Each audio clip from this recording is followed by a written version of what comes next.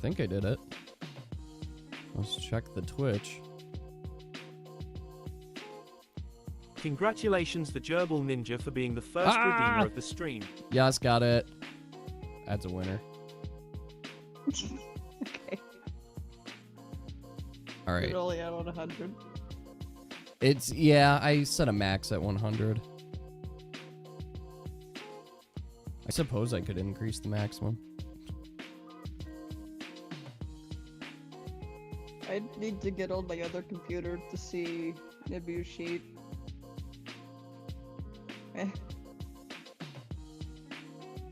Let's not Oh, yeah, the apostrophe doesn't always Testing. work. Still. No, Salty sent me some code, and it works most of the time, but not all the time. It depends on which type of apostrophe you use. Like, some of them work, and some of them don't. So, that's where it's there. But also, yes, congrats. You deserved it. You got first. It always cracks me up every time you come into stream and you're like, first! Not really. But I'm like, you did it today. You actually got the first. It worked. I need to also... I lost chat already. There we go. Yeah. There it is. I'll throw this up here. Fuck, I'm gonna lose all of my windows today. How about I throw this over here? I don't actually need to look at this screen fully. Maybe I'll put it over here. Yeah, no, that's too far for my head to look. AAA, you need to add TTS to it. I need to add TTS to it? Add TTS to what? In caps? Okay, I mean, I can add it. I probably just need to update all of my code for everything, if I'm honest. Let's see, when did I write this code? It's been 4 months. It's been 4 months since I've updated, looked at the code, even thought about it after doing the initial update. It was one of those things that, like, I built it, it technically worked, I made small modifications, and then I never refuse looked to at be it again. controlled by calendar. Happy birthday, everyone. Thank you. Hey. Thanks for reminding me. I've got... How much time, Gengar? My desktop actually tells me now. I've got 6 weeks, almost to the day. 6 weeks. And then I age up. So, that's when I hit my death streak. I hit 30, and then I'm basically dead. Old Also, man. cute one for you guys. My son today really got into making masks for some reason, and he made me this mask today. So this is me. He made so many, and I'm like, all right. So he just cut out a picture for his Pokemon books. He made a comment, and he's like, look, Dad, I even made a mustache and a beard just like yours. So we're twinning. I like that he chose the Pokemon that is technically a clown seal to really accent how he sees me. It is a rare variety, the facial hair variety on Pokemon. There's not many Pokemon with facial hair. Yeah, O2 isn't even here yet, so we got some time. We got some time before we dive in. Plus, it's going to be chill. We're chatting. It's going to be chill today. Speaking of chatting and chill, I kind of meant to... Let's throw up our cat park. While we're here, I could throw up cats. Load main. Thank you. Meow meows. Where are my meow meows? There are my meow meows. Alright, cats are live. So there's that. And then I need to grab Discord chat too. Alright. I hope everybody's had a good day so far. It has been busy. It's been very busy. It's been just a busy week in general. Yesterday, my wife worked first shift, which usually means that I'm not supposed to work or not able to work. I am also working on crafts too. Okay. Very Good. Craft's a good activity. I, unfortunately had 3 surprise meetings yesterday. So that was a really great experience for me. Because not only did I have to somehow figure out everything else. It's so weird seeing myself and myself without myself. Anyway, it's too much. I gotta shorten it. It's fine. Sorry, I'm ADHD, so I'm always distracted. Anyway, yes, it was throwing me off quite a bit, seeing like all the meetings I had to do all of a sudden, and trying to be on these calls while my kids are upstairs, basically destroying my house. But they were good. They were honestly very good. But that was the feeling I had. It's like, they're gonna destroy my house. I have no control over anything, and nothing makes sense anymore. All right. Fuck. I don't know. Let's just put this behind me slightly. I forgot. This is not my normal, obvious view, but I think that should work just fine. Great. Also, I love that picture of Salty. Or just, I don't know if it's intended to be a picture of Salty, but I really like it, and it's very funny to me. The salty bucks. Okay. This salty splat, too. Oh my goodness. So, I also took the time to update the Obsidian document, or basically update my lore notes and such. I'll see if I can show this to you guys now. Yeah, so we've got a lot more. It's not even finished. I finished it for group 2. So I went in and I finished group 2 because I wanted to go through each session with the group as a part of our past discussion. So these are all of the dots now, and I'm very excited about it. You'll notice one dot in particular, or I mean, there's lots of dots, no, it's particular, but size and scale of the dot means how many times they've been referenced and growing, right? And all their connections. The more connections they have, the more they've been referenced, the bigger the dot. So the biggest NPC dot right now is this one. Valatrus, God of Deceptions and Illusions. Oh my goodness. You can see all of the NPCs that he is connected to, which is every single NPC he conjured up, as well as his connections to a variety of other sources. The big gray dots, those are session references. But you'll notice there's 2 session references here. Or there's actually, I guess, the Illusion Alternate Appearance, which talks about his illusion world. You've got this session reference, which is session 8. I've done session 8 so far. There's one more session that gets referenced. And that's, of course, Group 2, Session 6 that he was referenced in as well. Specifically was referenced. And you can look at this reference and see all of the connections from here. Those 5 yellow circles, those are the players in there. We've got an orange one, which is a brand new one, which I'm just calling lore now. So I've color-coded lore ones, and I still got to go in and adjust some things, but I'm going to make these lore ones stand out too, so it's easier to find. So for example, I have the Guide to the Gods here, which has a connection to all the stars, but it's also going to start connecting to all the gods too, which these grayed out ones are ones I just haven't written the story or the information for here yet. So we've got some of the Guides to the Gods, which I guess I click. It's not really spoilers or anything. These are just some of the gods, and I plan on sharing them with you. I just got to actually fully name all of them as well and actually figure out their stories. So you'll see these lightly grayed out ones. That's because there's no actual page on them yet.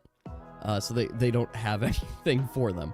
The only one that does is Valatrus, which has lots. He doesn't have lots of lore written on him yet, but he does have some. Popular. Yeah, he's just popular just by happenstance, right? We just happen to encounter a bunch of things that were related to Valatrus. As you guys encounter other gods, too, like, for example, if you encounter the God of Beasts, which I don't have a name for, or you probably won't encounter Teresia. If you do, it'd be a very specific instance, and the Principality of Ra would probably be the most likely place to encounter said god. You're gonna get more lore about them, right? If we get Glacith, god of winter, or Theron, god of summer, Syndros, goddess of chaos, like all these gods, you got plenty that could be. The only other ones that you specifically know through mentioning is Pantalia, which is the goddess of festivities, right? So, like, there's lots of gods, and I'll lay it on straight for you guys. Valatrus is a weaker god because his devotion isn't as strong as some of the other gods. So if you guys thought you're like, you know what, angels, they're nothing. That's an angel for a god that is weakened. Imagine a god that had full devotion and has not one, but 20 to 40 angels. Probably is a whole different battle as well. But yes, you guys will meet more angels eventually, and more gods eventually, because I think they had fun dynamics, and I like showing you guys like power levels, right? I find that fun to be like, oh, look how strong you could become. And I hope you guys have seen too that as you guys see your level 10 skills for some of your characters, I hope you see how you could reach god level, in a sense, if you had infinite stamina, which is effectively what a god is, like mechanically, is just not technically infinite, but a very, very large pool of stamina. Close to infinite.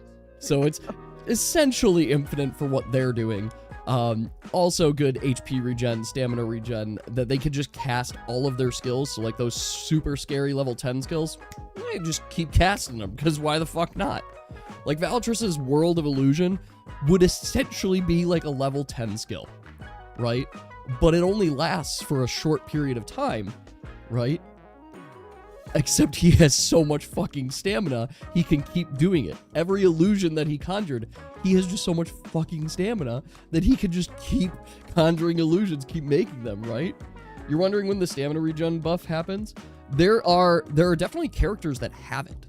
There are characters that have it, and characters that just can gain it. There will also be enchantments you can get that can give you guys passive stamina regen. Now, I'm going to be honest that it's expensive. I'm going to make it expensive. Like, passive HP regen, passive stamina regen should be expensive, but it is in the game. It is something that you guys can get at some point in time. So I'm working on it, but yeah, I've got a bit of catch up still to do. I'm like a whole, wow, actually, I forgot that you could zoom in on this. That's so funny. You zoom in and see everything. Mythos of the Gods, I gotta write down. Archaeologist, which is of course Lord Argus Lockendale, which is connected to the Misfits of Sylvanor. Like, there's just so much. Yeah, we got a couple years. I think you might be surprised, yes, how quickly, I mean, basically how well we decide the campaign will speed up or slow down how quickly you guys will level, too. Chimneys. Oxygen should be here soon, sis. Oh, okay, cool. Well, we've got time. There's no rush or anything. So, yes, I've been working, trying to catch this up. I'm hoping this weekend I'll be able to get this finished up, and we'll be good to go on it, or at least, you know, caught up until I decide to update it next time. I really want to get this Guide to the Gods updated so that I could share it with everybody too, so you guys just have some base level knowledge, because that's one thing about Dungeons and Dragons is, like, you can get some world building knowledge. What is a wish? You are dumb? Ah, yes. Let's talk about Wish from a Dungeons and Dragons perspective and the influence that I clearly took from it. First off, I forgot these shouldn't be up. Second off, let's go here. So let's just, what is Wish? Wish is the mightiest spell a mortal creature can cast. I'm taking influence from Dungeons and Dragons, but Wish is the mightiest spell. By simply speaking aloud, you can alter the very foundations of reality according to your desires. What Wish is as it says, you make a wish, and whatever you wish happens. It should be kind of expensive to cash. In fact, this spell is not only, you can create one object of up to 25,000 gold pieces, right? And no more than a 300 foot in dimensions. You can make it heal under number of creatures. You can grant up 10 creatures resistances. You can grant up 10 creatures immunity to a single spell for 8 hours. You can undo recent events by forcing rerolls. Like, you can quite literally do anything you want with Wish, but Wish is so powerful as a spell that there is actually a 33% chance that you will be unable to cast Wish ever again if you suffer from this stress. The stress of casting the spell, you have a chance, a third chance, not a small chance, a third chance of never being able to cast it again. In addition to this, it's supposed to like reduce your strength so much for days in the game, too. So like making a wish is no small deal, which is why one of you players has been granted this ability. The ability to make a wish. And I am very excited for one day to just see if that skill is taken, what happens from it. Because the truth of it is that I want you guys to have whatever experience you want to have, and I just want to create whatever we want to have. But you'll have to know that it doesn't come free. It's not only very expensive, but I will genie the fuck out of you. So if you wish for something, like let's say you wish for 1,000,000 gold, you've got it. 1,000,000 gold is yours, except the 1,000,000 gold just appeared about 5 feet above your head and is now crushing you to death. Right? That's exactly what it is. And I remember So it's kind of like a monkey paw where something bad also happens. Like It doesn't you have to $1, happen. And where does the money come from? Yes, it doesn't have to happen, but it can. It can happen. And it's up to the individual to decide how specific they are about their wishing and capabilities. I mean, that would be very spiteful, but would work. I wish this person could no longer do something that's essential to playing the game. Okay, I guess. Oops, guess they're fucked. So yes, I hope that answers the question on what this is. Oh man. Yes, I have been excited though. I've been excited to see you guys' not only reactions to your level 10 classes, and obviously we have Summer and Mora here who have, or I think it's finally happened. I have now officially called you Summer as your official name. Amazing. So Pink and Mora's brand new classes that we'll be lightly discussing today. I still want you guys to be able to have some of the mystery around it, at least to a degree as well. Yes. But yeah, I'm really excited to discuss everything with everyone. Now I see Oxygen in the chat, at least. Oxygen, are you actually there, or are you just hanging out? And then we've got obviously Deer. I see Dave. I have Mora. I have Pink. So yeah, it's really, I just need to verify Oxygen if you're here, if you're there. Excellent. Now, TTS should be enabled for Group 2, so you guys are obviously welcome to use that. But I'm going to have Discord up so we could just kind of chat around that as well. Now, we have got, let's talk about the purpose of today's session, what's going on, and what we're going to be doing. Now, the reason, very candidly, the reason today that we're not going to do a full play-in with the new characters yet is because based on the discussion from today's group, that is how I'm going to craft the next scenario as well. And I will try and make it like a multi-session scenario as well. So I need to make sure I have the time to prepare that. And I could sit here and wing it for you guys, but that's not fair. You guys deserve a planned session, right? So that's why I want to help in those regards.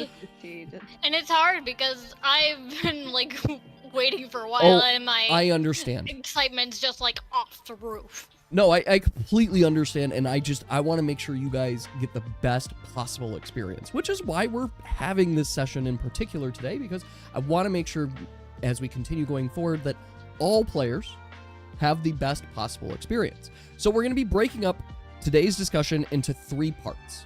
The first part, and easiest way to remember it, past, present, future. We're going to be talking about the past 6 sessions that you guys all had together, and we're going to be going through the actions that you guys took and talking about it as a whole group on things that we liked, things that we didn't like, things that we would like to do moving forward with it.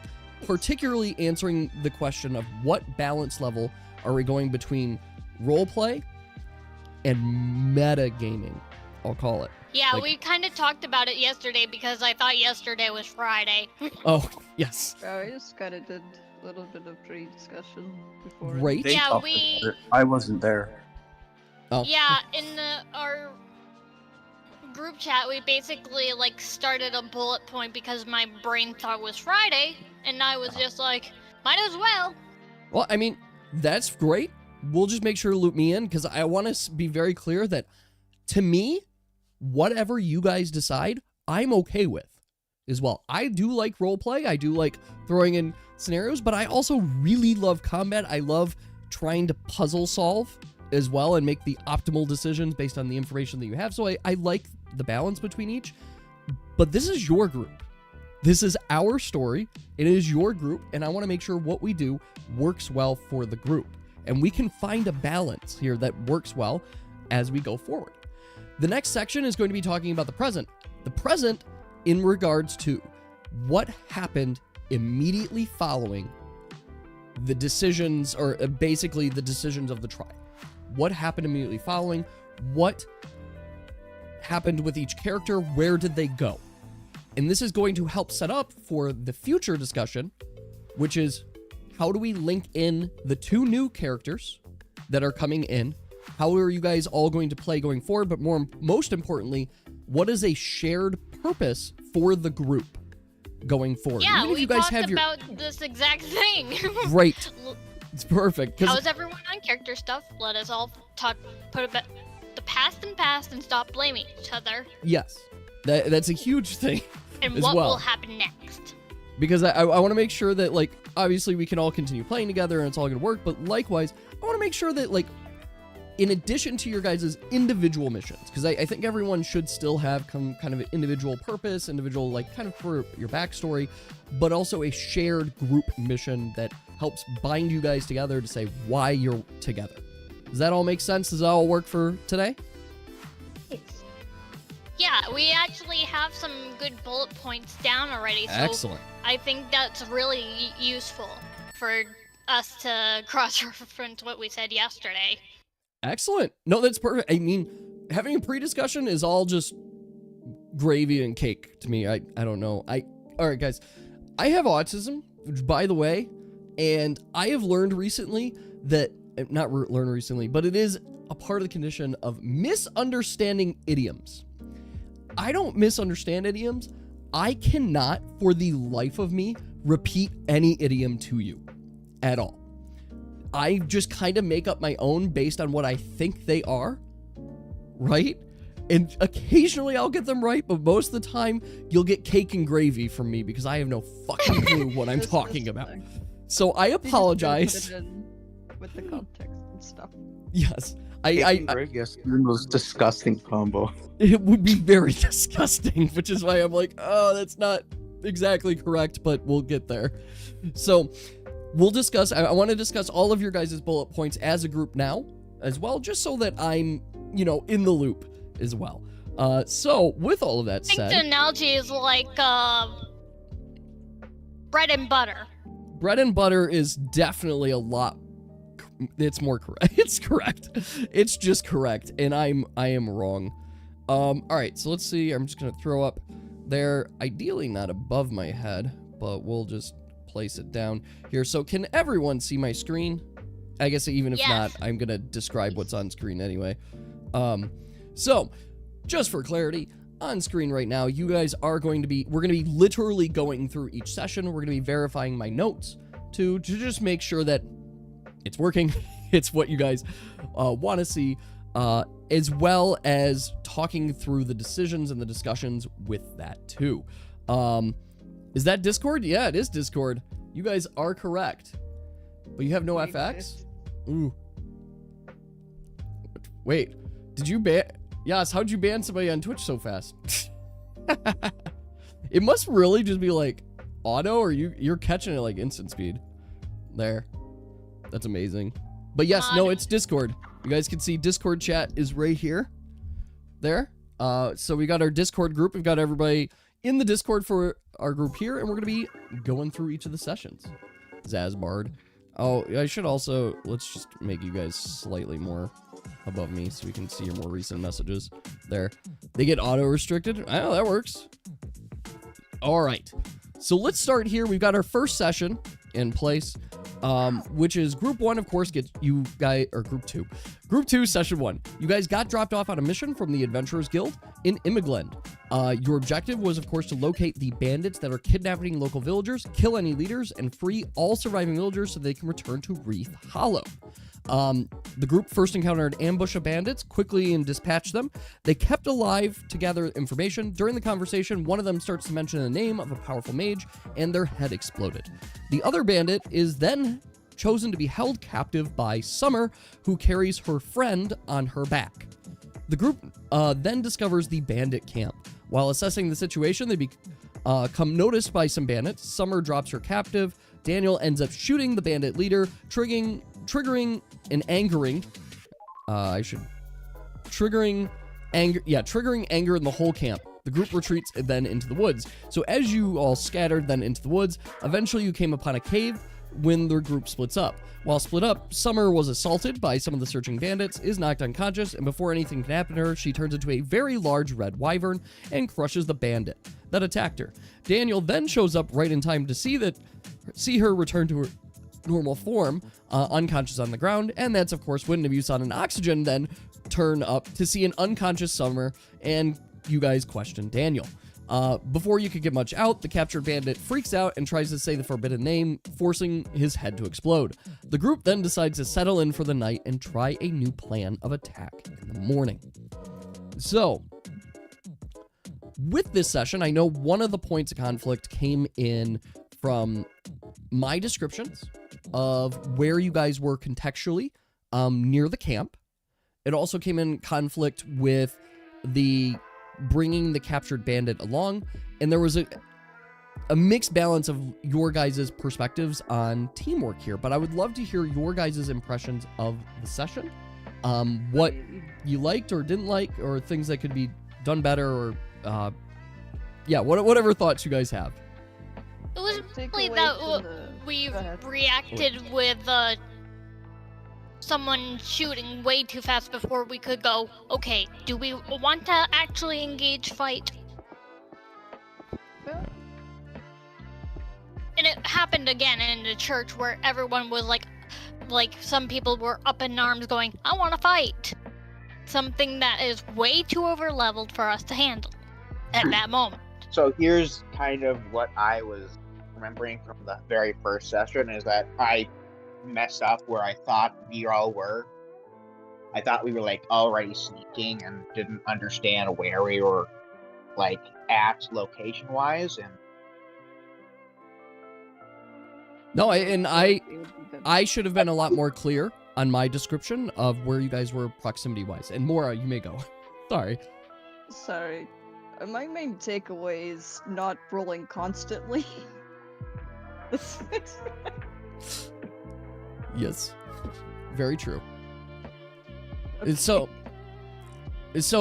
with this, I think some things that we can learn from it too is, one, I think we could take away that I will, as a game master, I will continue being very clear about my descriptions, and before allowing you guys to take actions, make sure that the circumstances and context is very clear. Not restricting your actions, just making sure you guys know where you are, what's going on, before you make decisions, or essentially uninformed decisions. Secondly, I think something we could take from this too is that there were pretty much each player had an opportunity to take actions without consulting the group. And in a sense, I think it might be a good idea for group consultation on some actions, not restricting actions. If a party member, like, I'll point to last session with group 1, right?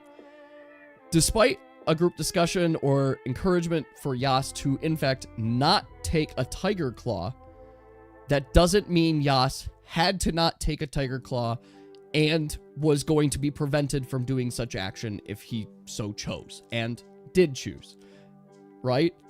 Like, that was completely allowed, complete within his bounds. He knew the information, and even if the group was like, hey, don't do that, there's nothing saying you can't. I think he knew, but he just didn't care. There's that too. It's a tiger claw. It's amazing. Yeah, well, now he has 2. So... You still got something out of it. Exactly. It worked out Probably fine. we're just shedding nail because in order to actually cut off the nail, you would be cutting off the knuckle too. Of the Yeah. tiger. And that's a big no-no. Well, Bleeding. it's not his tiger. It's the forest's tiger. It's so funny, tiger. We do not declaw the cats. Yes. So, but in either case, do we think we're good on kind of like, maybe if decisions might impact the larger group, talking about it before ultimately deciding? If it's a like drastic action, consultation would be great. Us. Yeah.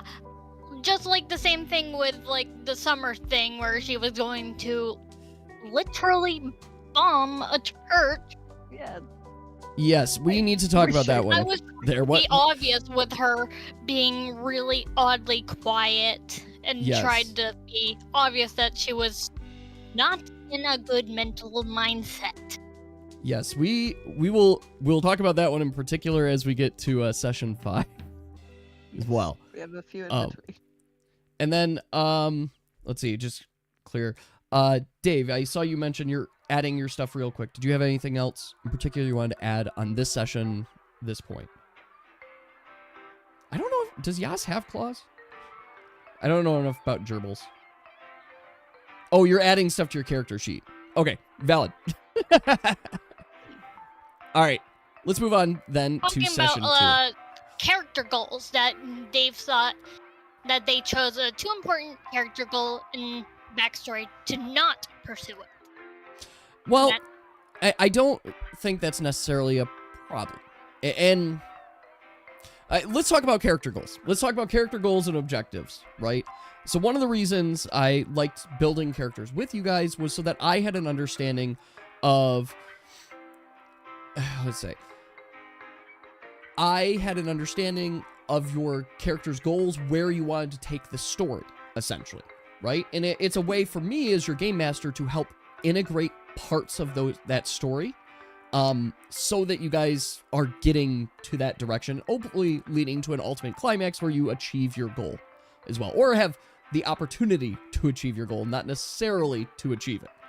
There. The way I think about it is like Nibiu is starting to develop the goal of just luring Aeolus, and with the wrench being thrown in, it's like, I don't want to be around these people, right? Yeah. And that's entirely valid, especially for storytelling, right? Understanding that goals can change.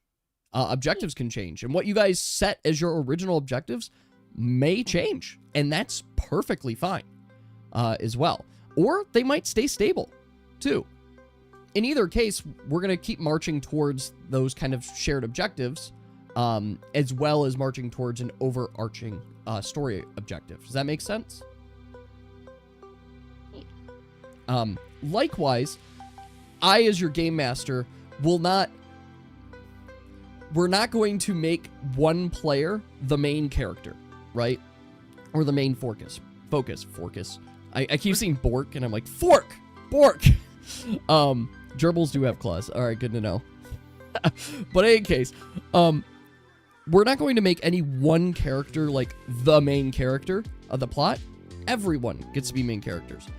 But that also means that I will, as your game master, create opportunities and arcs for individuals, right? Something I've noticed is that a few tend to take charge more than others and tend to make more situations happen, for example.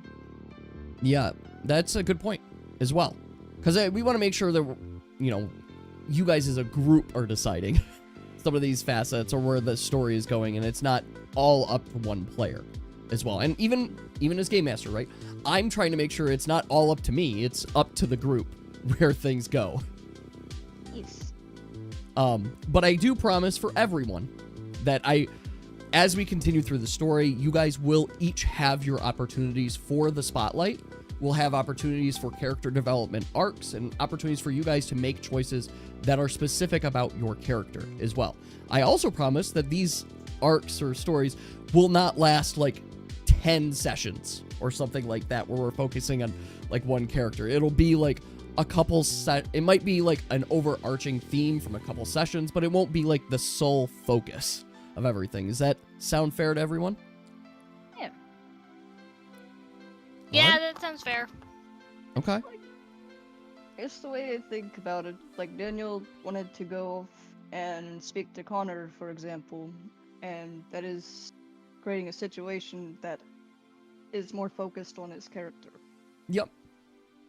Or like Dibby going to the church, that would shift the focus on what she's doing. Exactly. So, yeah. No, I think if you guys are comfortable with that approach, then that's the approach I will continue taking as we go forward as well. So let's talk about Session 2. So, in Session 2, you guys awoke the next day and discussed a new plan of attack. It was revealed that Summer is able to change form at will, but only after touching the face of her target. They work out a plan to infiltrate the bandit camp through disguising themselves as bandits and taking Oxygen and Nibusan as fake prisoners. They successfully pass through the camp into Far Skull Caverns. Inside, they discover the prisoners and a room full of skulls. While working out a plan, they are ambushed by bandits and skeletons alike. They also face Ty, the bandit leader, and kill him. With everyone feeling more relaxed, the group enters a closed-off room and comes face-to-face with Karthus, the powerful mage that seems to be raising the dead villagers for an army of undead. He mentions preparing for the return of Grezmek before the adventurers can escape. They find themselves locked in the room, forced to deal with the necromancer.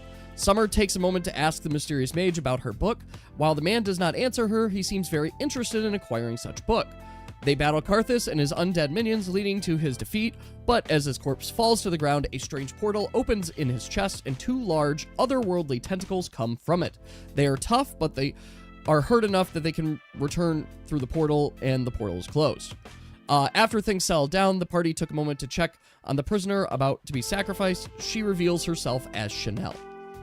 So what are your guys' thoughts on this session? What are your guys' thoughts on just this in general? And a lot better than the first session. Like, I don't remember anything too negative happening. And there was a situation where we seen the undead army, for example, and we were considering running and stuff, and I was like, okay, let's at least try it. Yep. That was mostly positive. I remember specifically that there was a time in that session where I repeatedly asked to like go back and lure the guards at the entrance out to us because I mostly wanted to grind encounters, but everyone just kept saying no, we're going ahead, and that was a bad idea because like, what if we needed to like retreat quickly out of the cave? That's understandable. Mm-hmm. Well, by Understandable. happenstance, that situation did end up that you guys were sandwiched between skeleton guards and bandit guards at about the same time as well. But you got out of it. Eating the raw meat and then getting poisoned. Yes, there's also that. So I would quantify that as one of the decisions as a pure roleplay decision more than a metagame decision as well. Now, how does the group feel about like this kind of decision? And just to bring context again, obviously I didn't jot it down in the notes, but essentially Summer at one point in time decided to eat some raw meat and got inflicted with poison as the result while in the middle of the bandit cave. There's like some things I'm wondering about because like some of the characters are more animalistic because I don't know if that affects their ability to eat said raw meat. So yeah, Like, there in are some. character Yeah. that she did that. Mhm. That there Yeah. was a purpose for why she also did it.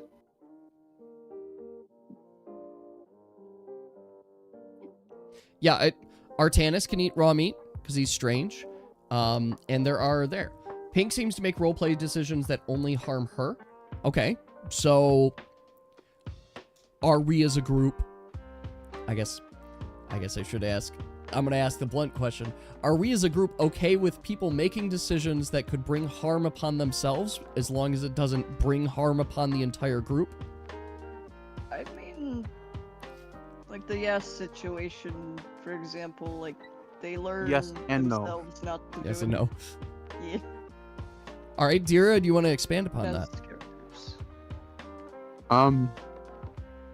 I don't see how eating raw meat would be beneficial in any way to the group.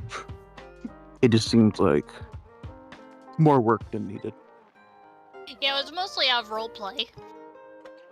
Okay. Group 2 could make a house rule that they're not allowed to behave like you. I think yes. Yeah.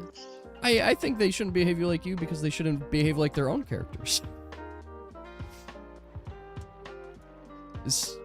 All right, so Dave, I'd love to hear your thoughts as well on this.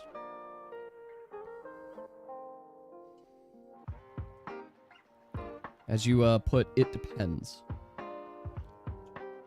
Scam some raccoons.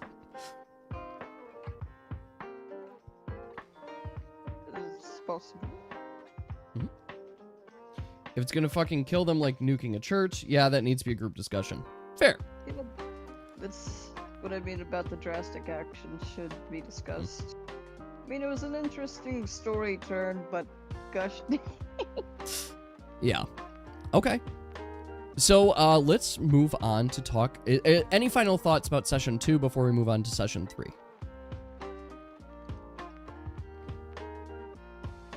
No. I think we're good. Okay. Relatively okay. Let's move on to session 3. So session 3, after defeating some bears who were consuming the flesh of dead villagers, Group 2 made transports. Makes transports. I don't know why I put makes. Group 2 transports the captives safely to a small town of Wreath Hollow. During their travels, they note a large sunken-in path and a number of destroyed trees. Once there, they make contact with Mayor O'Brien, who writes them a note to serve as evidence of a successful mission complete. The adventurers then take some time to do a bit of shopping and crafting. Nibusan and Summer decide to visit the local church of Aeolus. Before stepping in the church, Summer feels a great force pulling her down while Nibusan feels uplifted and energized. They both make their way into the church where they meet a man by the name of Artius, a priest of the church of Aeolus. Nibusan came with questions about her gifts and how they relate to Aeolus. Artius was able to explain that she must have been born when the star of Aeolus burned the brightest and was blessed with the gifts of light.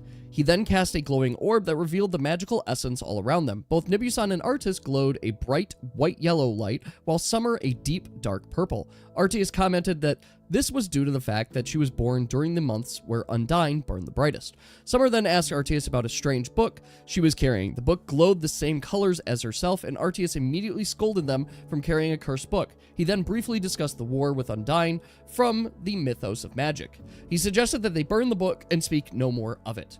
It was around this time that Chanel appeared to see about speaking with Summer alone. Summer left to speak with Chanel, while Nibusan received a special lesson in light magic from Artius. Chanel warned Summer to stay away from the Church of Aeolus, citing some rumors, and to promise that she will deliver a message to Nika. Chanel then bid her farewells and was gone.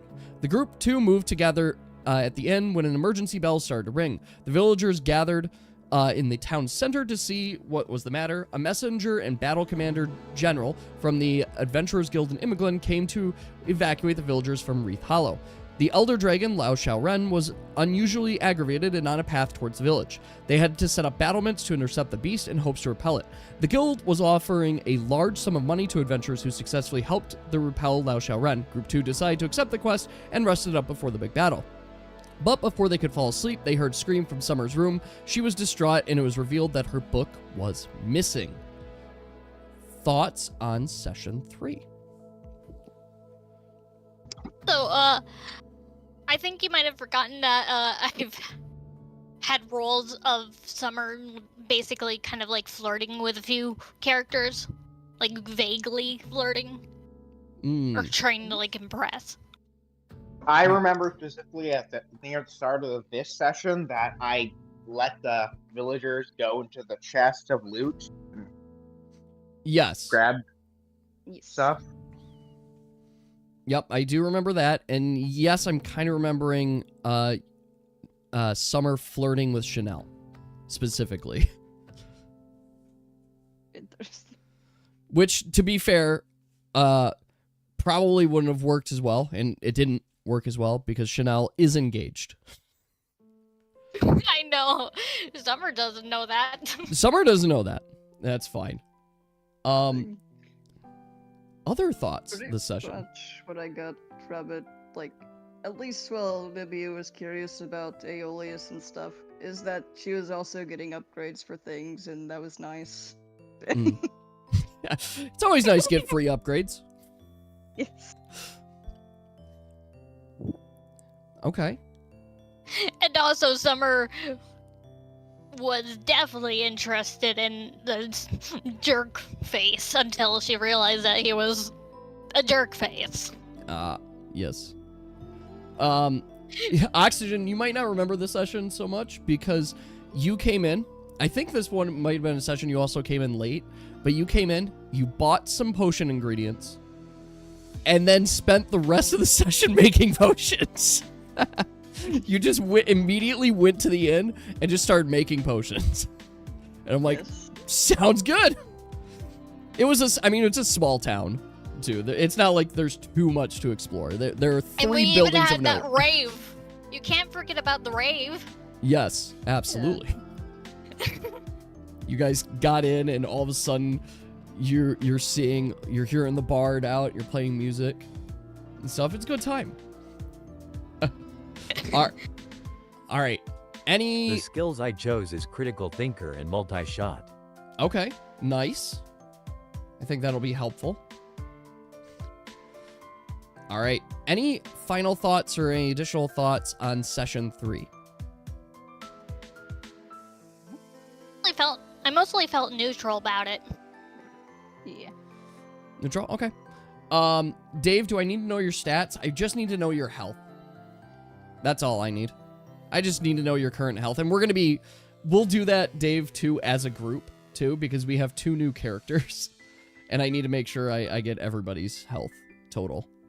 Because I do not know at all for both Pink and Mora. 2 con, 2 Still dex. working on the things. Okay. Not sure about my character's health, but I have shared it to you. Okay. We can review it again. 15 health, 13 stamina. Yeah, I don't need I'm not keeping track of your guys' stamina, so I don't need that. There. I'm just trusting that when you guys run out of stamina that you stop using your skills. Because that would be too much for me to keep track of. And to be honest, the reason I'm mostly keeping track of your health is just for the visual on stream. All right. Let's move on to session 4. Now, session 4, big session. Lots happened. Group 2, Awoken Wreath Hollow. Sorry, I had to close my door. Oh, you're all good. Yeah, you have to keep track of basically just 2 things. So what was my health? What is your health? I don't know. We'll figure out your health later when we talk about the characters. All right. Okay. So session 4, Group 2 awoke in Wreath Hollow and moved to the guild camp outside the city to prepare for the Battle of Wreath Hollow. There they met General Sirius, who introduced them to 2 other adventurers, Augustine, the Bardic Warrior, and Leon Vanderfeld, the guild hero. General Sirius assigned Group 2 to the main front lines, while Leon Vanderfeld's squad would observe the battlefield for tactical assessment. Just 2 short hours after arriving, Lao Shao Ren appeared charging forward. The party commanded cannons, manned supply lines. It was able to deal great hits to the beast, but it was not enough, and right before Lao Shao Ren was able to deal the destructive blow, the group commanded the soldiers to retreat to the second barricade. The second barricade had more cannons and Leon Vanderfell's squad manning a supply line. The group continued to battle when Summer had an idea to try and communicate with Lao Shao Ren. She took a lesser healing potion and approached the beast. Unfortunately, he did not take notice of her and knocked her out with the force of his quakes. Augustine ordered soldiers to go and retrieve the body, but they were defeated. Daniel then went on a retrieval mission and successfully procured the body of Summer. But during the chaos, he noticed a suspicious figure holding an amulet. Daniel then decided this needed to be reported to General Sirius. The rest of the group continued to battle while Daniel reported to the battle commander. General Sirius was suspicious that a mage had any impact on the large beast, but commanded Daniel to send Leon Vanderfell to investigate while their group continued working to repel Lao Shao Ren. Daniel took command back to the second barricade to find Leon Vanderfell, who was missing. After a bit of discussion, Group 2 decided to investigate the Manic Mage themselves. Upon engagement, the group was blocked by some guards protecting the mage. They felled them quickly, only to be shocked as horrific creatures wearing the guard's skin arose in their place. The hard-fought battle resulted in both Summer falling again and Oxygen being knocked out. After the 2 monsters were defeated, focus was directed towards the Manic Mage. Their attacks seemed ineffective, but then Daniel shot the amulet, shattering it immediately. The control over Lao Shao Ren seemed to be severed, and some of the members of Group 2 heard a commanding voice demanding vengeance on the mage. Lao Shao Ren started his charge towards the group. The Manic Mage smote Daniel in retaliation, knocking him out. Augustine and Nibusan debated on whether to capture the mage or kill him, but ultimately decided to kill him. Augustine raised his horn,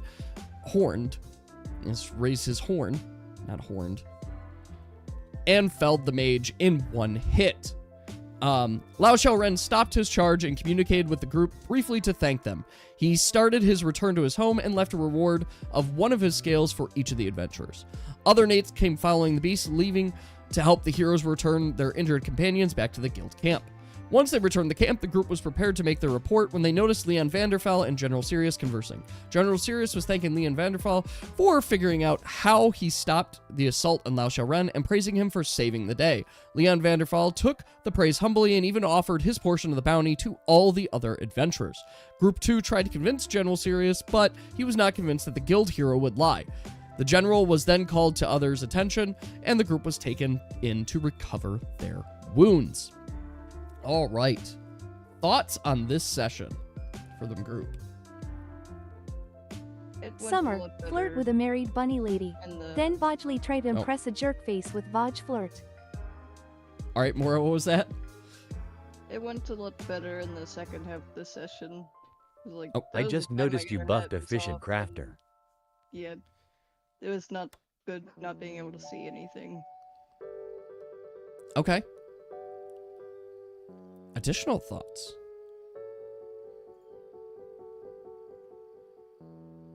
Other than Mr. Jerkface, I think we were all mostly. I mean, you guys don't know he's a jerk. That's the thing. Well, we were told that You he guys were told next basically- session. Pretty jerky. So Summer basically went, I'm not interested in him anymore. We're talking about Leon, right? Yeah, I Leon. remember that. Leon's a bitch. Okay, anyway. Yes, Leon I is a remember- bitch. Yes. I remember that I made a great strategy. Like, 2 of us would go, 1 would get supplies from the left, and 2 of us would get supplies from the right. And someone would like either stay there or go left or right with us. I kind of had That to worked stay pretty in well. because no one would have fired. Yeah. And also, did you have the Summer dodges like 5 cannon shots? I did not put that, but I'll put that down right now. And to We be clear, need to there were have 10 Summer cannon epically- shots, I believe. Or 8 cannons or something, and you dodged all of them. You gonna 5. go And then I died fire to dragon earthquake now? damage. Yes. just 10 talk to Dragon Shot, was- 5 missed, and she dodged the other 5. And then she died to Salty's earthquake. Yep. What was that, dear? I'm sorry. Let's do a summer and talk to the next dragon you see. Yes. See what happens. Yeah. Let's see what happens next time. All right. Dragons like music. Who knows? That could work. Try to communicate around. Approach the beach and forwardly choice. Let's see. Knocked her out. Did not take notice of her. Let's see. Augustine then ordered the... Was it Did you order it, dear, or did Dave order it? I shot the cannons. Okay, that's what I thought. Yeah, I ordered. Dave was... I forgot who he was doing at the time. I think it was mostly just carrying cannonballs, and I don't know if I shot a couple times or not, just whenever it was needed. Imagine how awesome that probably looked. Just like Matrix dodging. And then immediately get stomped on.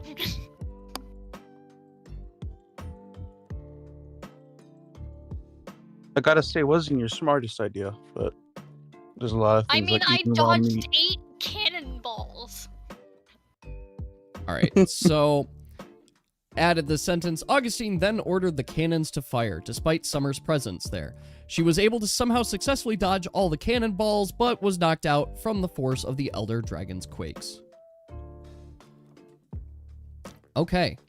Additional thoughts. Any thoughts in this session? Okay. You can pick slide left while to the right. Pink, you dodged 5. 10 cannons were shot, 5 missed, and the other 5 she dodged. Yes. That's true. But I just put a bunch of cannonballs. Yeah. Reminder, never get close to a very big beast. Yes. It would have been even cooler if she dodged all 10 and then again died to the earthquake. Yeah, I mean, that's true. That would be so funny. Okay. All right. Any final thoughts before we move on to the next session? Which is one of the big sessions, I would say. Despite it being actually, I think, the single shortest session. All right. Session 5. Group 2 awoke in the guild camp. I don't know why it's listed like that. I listed this one. I like my... You gotta do all the funky stuff here. Okay, let's do it 1 second. Guild camp. There we go. Perfect. With their wounds and scars fully healed, and after summarizing the results of the battle to the unconscious companions, the group set out to find Leon Vanderfall, only to learn that he had left the day prior. Defeated, the group returned to Wreath Hollow to restock and make plans for their next journey. They first stopped in Zulu's traveling merchant shop, where they restocked goods, and Summer purchased a failed potion mix, specifically asking for explosive qualities. The group then headed over to the local tavern, where they were able to get some food and drinks. While in the tavern, they overheard a group of adventurers discussing a nearby treasure in some ruins. Near Uzgar and Umouth, the group expressed interest in joining them, but while this interaction was happening, Summer had some business to attend to with the local church of Aeolus. Summer visited the church to confront Artius. She threw rumors and shade at their practices and then received rebuttals back. Actually, can just linking this here. World rumors. Okay. There we go. Just so I have that link, make another connection. And shaded the practices, and even received rebuttals back. It all came to a head when Summer took from her bag the failed potion and threw it to the ground, creating a large burst of sulfuric gas. The smell was awful, and the townsfolk did not take this attack lightly. Summer was apprehended, and a messenger was sent to the guild camp for assistance. The rest of Group 2 saw this messenger and decided to tag along. Summer was brought to the Mayor O'Brien's home to be watched. The town messenger was able to bring some guild knights along to take Summer to Imoglin for questioning by the Archbishop. Group 2 decided to follow along the escort caravan back to Imoglin, where they hoped to turn in their original quest and save their companion. All right, let's talk about this session, because I think this was a major turning point as well. So, what thoughts from the group here? And I'm actually going to go in order from, like, I see top to bottom, or actually, Mora, what are your thoughts? was a little bit chaotic because at the time, like, I was thinking, okay, we're gonna go with the adventuring caravan. And I think I remember I wanted to go with Dave to get horses or something like that. And that's when Summer went by herself to the church, which I wish I went with her. Okay. This was the session that Daniel wanted to disassociate. Okay. So, Dave, let's talk about that.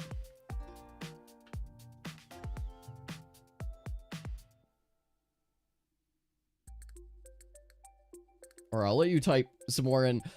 Pink. I'll let you. The floor is yours. I thought I was being kind of obvious with how she was acting, how I literally drew her looking unhinged with this ominous look in her eyes. But maybe I wasn't being too secretive. Like, you seemed like you were getting along with Arius the first time, so that's pretty much why I let you, like, head there. Yeah, It was mostly because Summer heard the rumors and basically started brewing it inside her own mind. Like, I know she talked with Chanel, but I didn't think that would lead to her bombing the church. It was because Summer thought of Chanel as some... She still doesn't know that Chanel is married. And obviously has a little crush on Chanel because, again, doesn't know she's married. So she basically was like, "You're my only friend." Because she understood everything. And when she heard Colt, she pretty much had a freak out. That she was slowly remembering all this trauma and it was starting to get to her head. Did you add where we fought over a bag? Fought? Oh, I didn't add that you guys fought over her Where me bag, and Danny basically. were fighting over the bag. Eventually, I was considering it to suppose. And nothing like fighting over a bag with several decapitated heads inside. This little jostle. He thought I was gonna steal it. Why would I do that? I don't want it. Daniel saw deer trying to steal the bag with heads. You assumed I was gonna steal it. That's what you did. Yeah, so Pink is claiming that I forced Pink to freak out. No, that was all Curious. me. That was actually me planning it all. I planned it all. I'll be very clear. I had no part in this plan. I was just as surprised when the potion came out as everyone else. You sure you don't have an inkling? You sure? I'm sure you had a little to do No. with the plan. Honest to God, when Pink went, when Summer went in and bought the potion, my first thought was like, okay, so she just wants it for like combat because she's seeing what Oxygen's doing and wants to participate in that way too, right? Makes perfect sense to me. I zero inclination. Going there and then cussing out the leader, I still didn't know. I legitimately thought that Summer was gonna pull out a knife. Like, I thought that's why I caught the notice that hand in the bag, right behind back. Like, I caught that, but I thought she was gonna shank him. Honestly. No. Like, She saw what Oxygen was doing, and so she basically copied him because she was like, "Oh, he's throwing potions, and this is how you deal with things." You copy him, yet Oxygen knows more about potions. Yes. Yeah, Summer has no idea what that does. She basically looked up to him and went, "Oh, he's doing it. I'm gonna do that too. This is how you solve problems." By bombing a church. By bombing Not a a good church. solution. Committing domestic terrorism.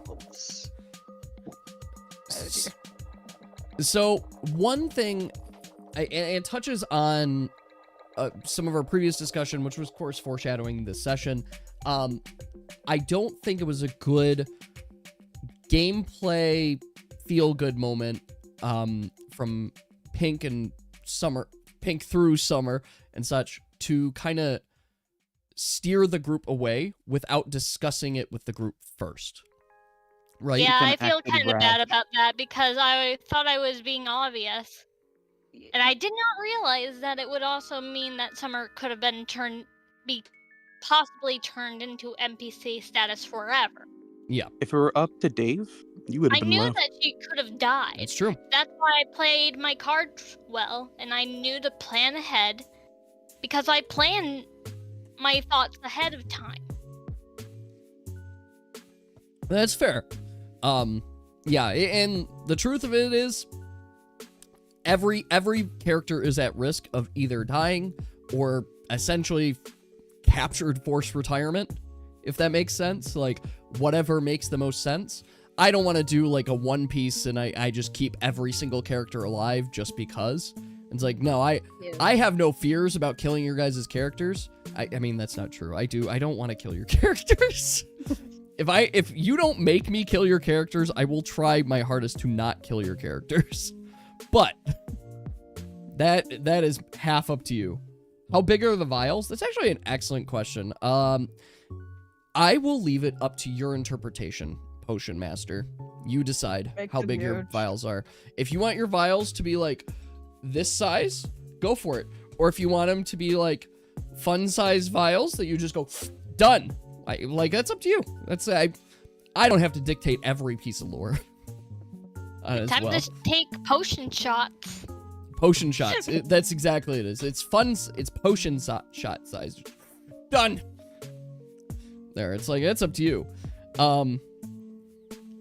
So, yeah, I think moving forward, a lesson that we can learn from this is this ended up being a major group decision.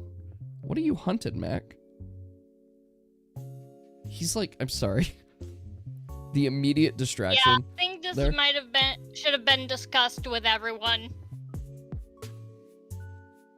Yes. No, I think. Sorry if it caused any problems. Or we just sent Mora with you. Yeah. Yeah, Then she grabs you, so you don't do that. Just picks you up like the. Oh, he's hunting No a fly. not do that. Not Would I today. have been able to knock out Pink if she tried that? So But the being answer to talked that to, if she had another is yeah, person technically. talking to her, calming her down, she probably would have calmed down. It would have taken you a couple of hits, dear. But you technically can knock out any character, right? You just got to get their health down to 0 and declare that you're doing non-lethal attacks. I am helping you. Smacking him with a big old loot. Summer, Poor Kentucky. they're liars. They're liars. Blasphemy. This dog right now is trying to hunt a fly. Yeah. Look, there's one fly Aw. going around, and that's what he's looking for right now. He keeps thinking it's going under the desk, but it's not. Nope, here it comes back. Little baby has kibble for brain. He really only feels complete when he has both me and his mom. And when we're back together, he snuggles so close. Like, he has to be spooned in everything. I have a picture that I can't super share because it was in bed in the morning and I'm just not wearing clothes or stuff. I am dressed in underwear at least. But can do he's OnlyFans. snuggling on my chest. Like, he had to lay with me, laying on my chest. And I'm like, oh, it's so cute. And he was so happy. And I'm like, oh, you're It's such a weird cute dog." tail shape. It is. We think from his time in the streets, it might have gotten injured and just kind of like fractured permanently that way. To like things you don't see from this low quality camera are all the bite marks on him. Like he has lots of scars all up his legs and everything. He clearly was Poor in fights baby. way back in his childhood. Lots of fights too. Also, apparently the vet told us this too. I think I've mentioned before. Obviously he's neutered, right? But normally at shelter houses, when they neuter a dog, they do put like a little tattoo on there of just like 2 dots or something to basically indicate he's been neutered, right? But for some odd reason, whatever vet tech or whatever that was neutering him decided for this dog to put a tattoo of a heart by where his balls should be. So I don't know. I don't even think you can technically call it a tramp stamp there, but he's got a ball tattoo there, so I don't know. It's No. Poor Yeah. baby. But yeah, that's why his tail's misshapen. Right? It's just he kind of got hurt. I don't know. We'll see if we can see him from here. Kentucky gets the same tattoo. No. Oh, there he is. Hi, Mac. I was just looking for you. Hi. Hello. Hey, Mac, up here. Can you say hi? Oh, what a cutie. How are you? He's been, for some of my meetings, he's changed his approach, and now he's trying to hop in my lap during my calls.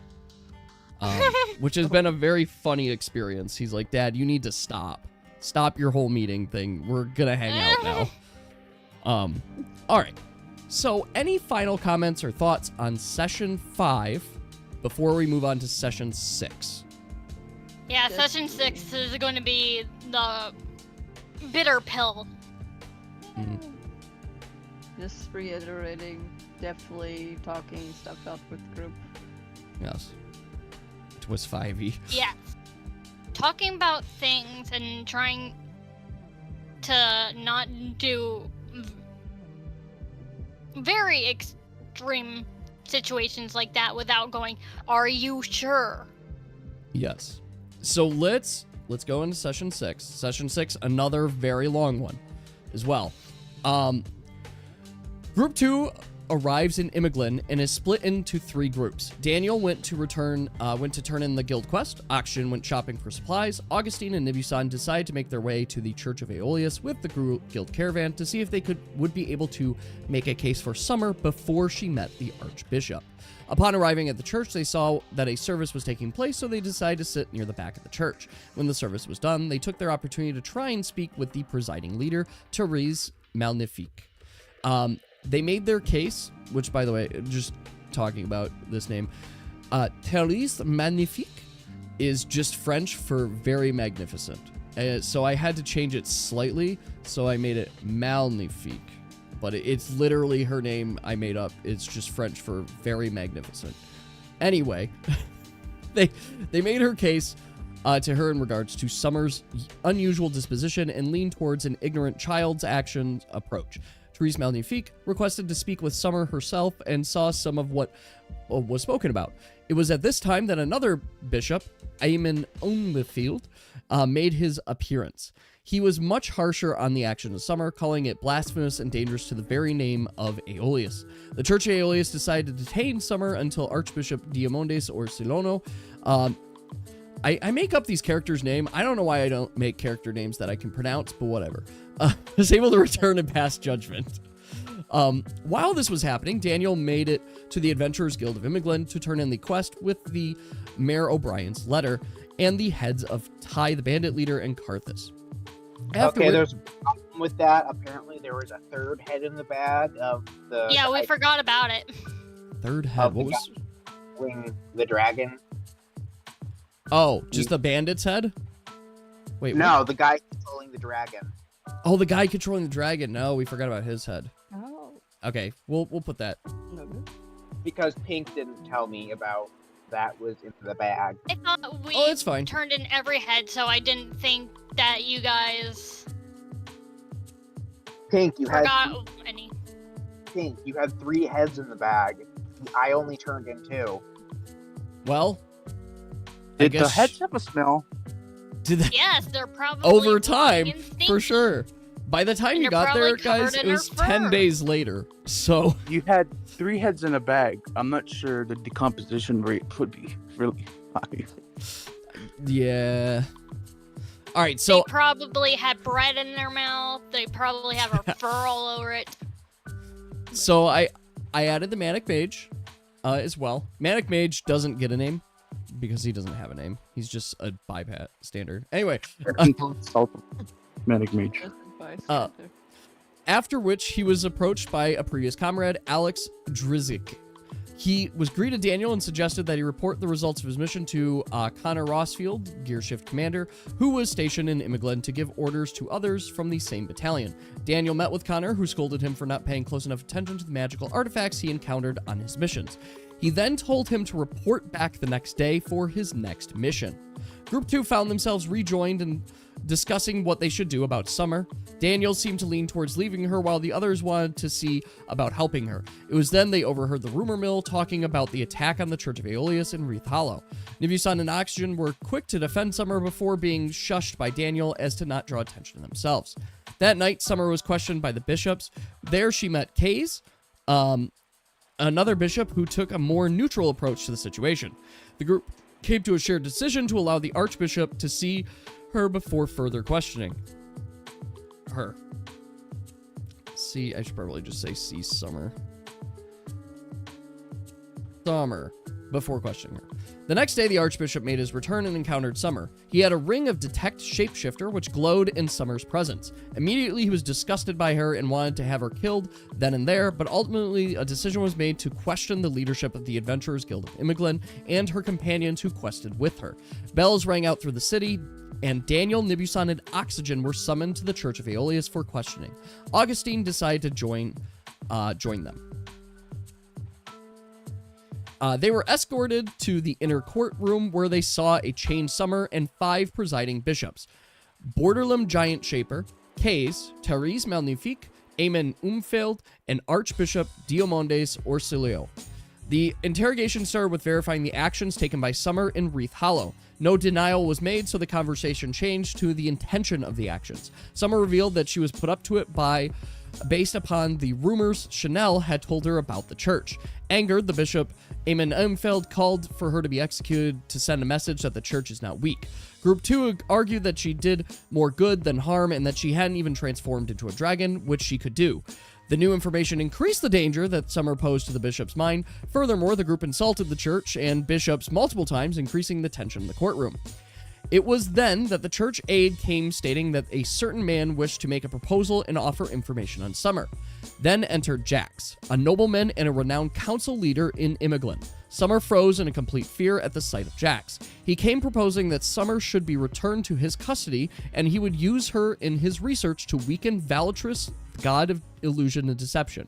The bishops were intrigued but hesitant to trust her care to him, his care. Trust her care to him. You can tell I wrote this pretty quickly. That is when Jax ordered his attendee to shapeshift and then kill himself, which he did without hesitation. While shocked, the archbishop was impressed and made a ruling in a 4-1 vote. Summer was to be released into the care of Jax, who would continue his research into controlling shapeshifters. Group 2 was exiled from the city of Imiglen and to be escorted out immediately. At that moment, Summer screamed out for help, but it was too late. The rest of Group 2 was immediately taken out of the church and escorted out of the city, where onlookers shouting at them, throwing food and rocks, and cursing their existence. Jax took Summer with him following the public decree made. So this is something that I wanted to clarify what would happen here.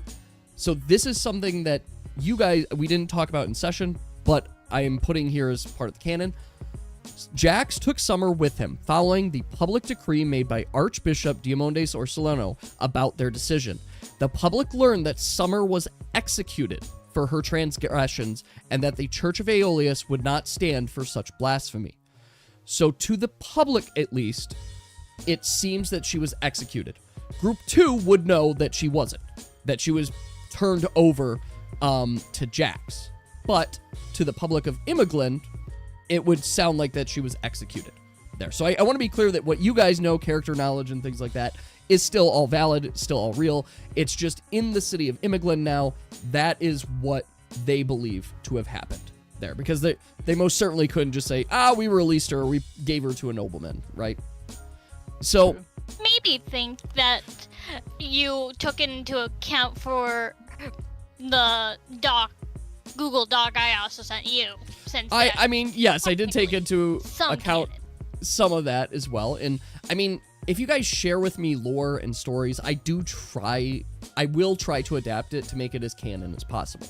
Now, I'm going to start with this session, and I'm going to first compliment all of you because your guys' approach at the church and the talking, the way that you guys had originally approached essentially this puzzle and this problem was phenomenal. You guys did an excellent job, and I can tell. Yeah, I can tell. You guys put the work in, and you planned it, and it was good. I fully applaud you guys for that. Conversely, Then though, it fell apart like a house built on sand. yes. Conversely, though, as soon as you guys got into the court and into the trial, why?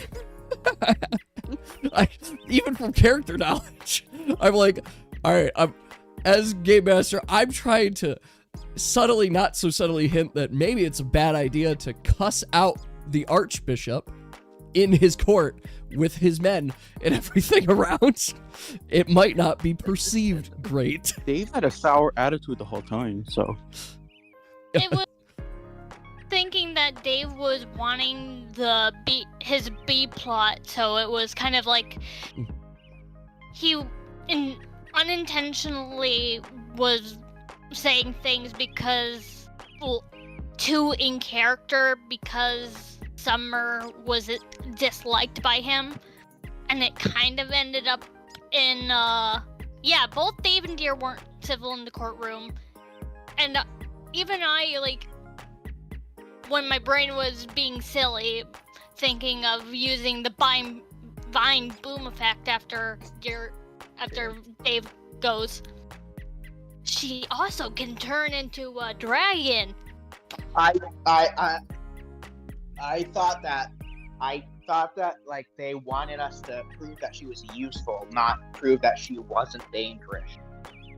And that's valid. That's entirely valid. And in the moment, too, you might not necessarily know that as well. So that's entirely valid. Because you said what can make her useful to the church. Mm-hmm. It's like with that, we need to come to a decision instead of splitting off, like making her sound less dangerous. Then we need to agree on whether we're going with less dangerous or useful before the. More I want to have in canon to have them find a specific note within the bag that she drew. That she drew something, and it's going to be so heartbreaking.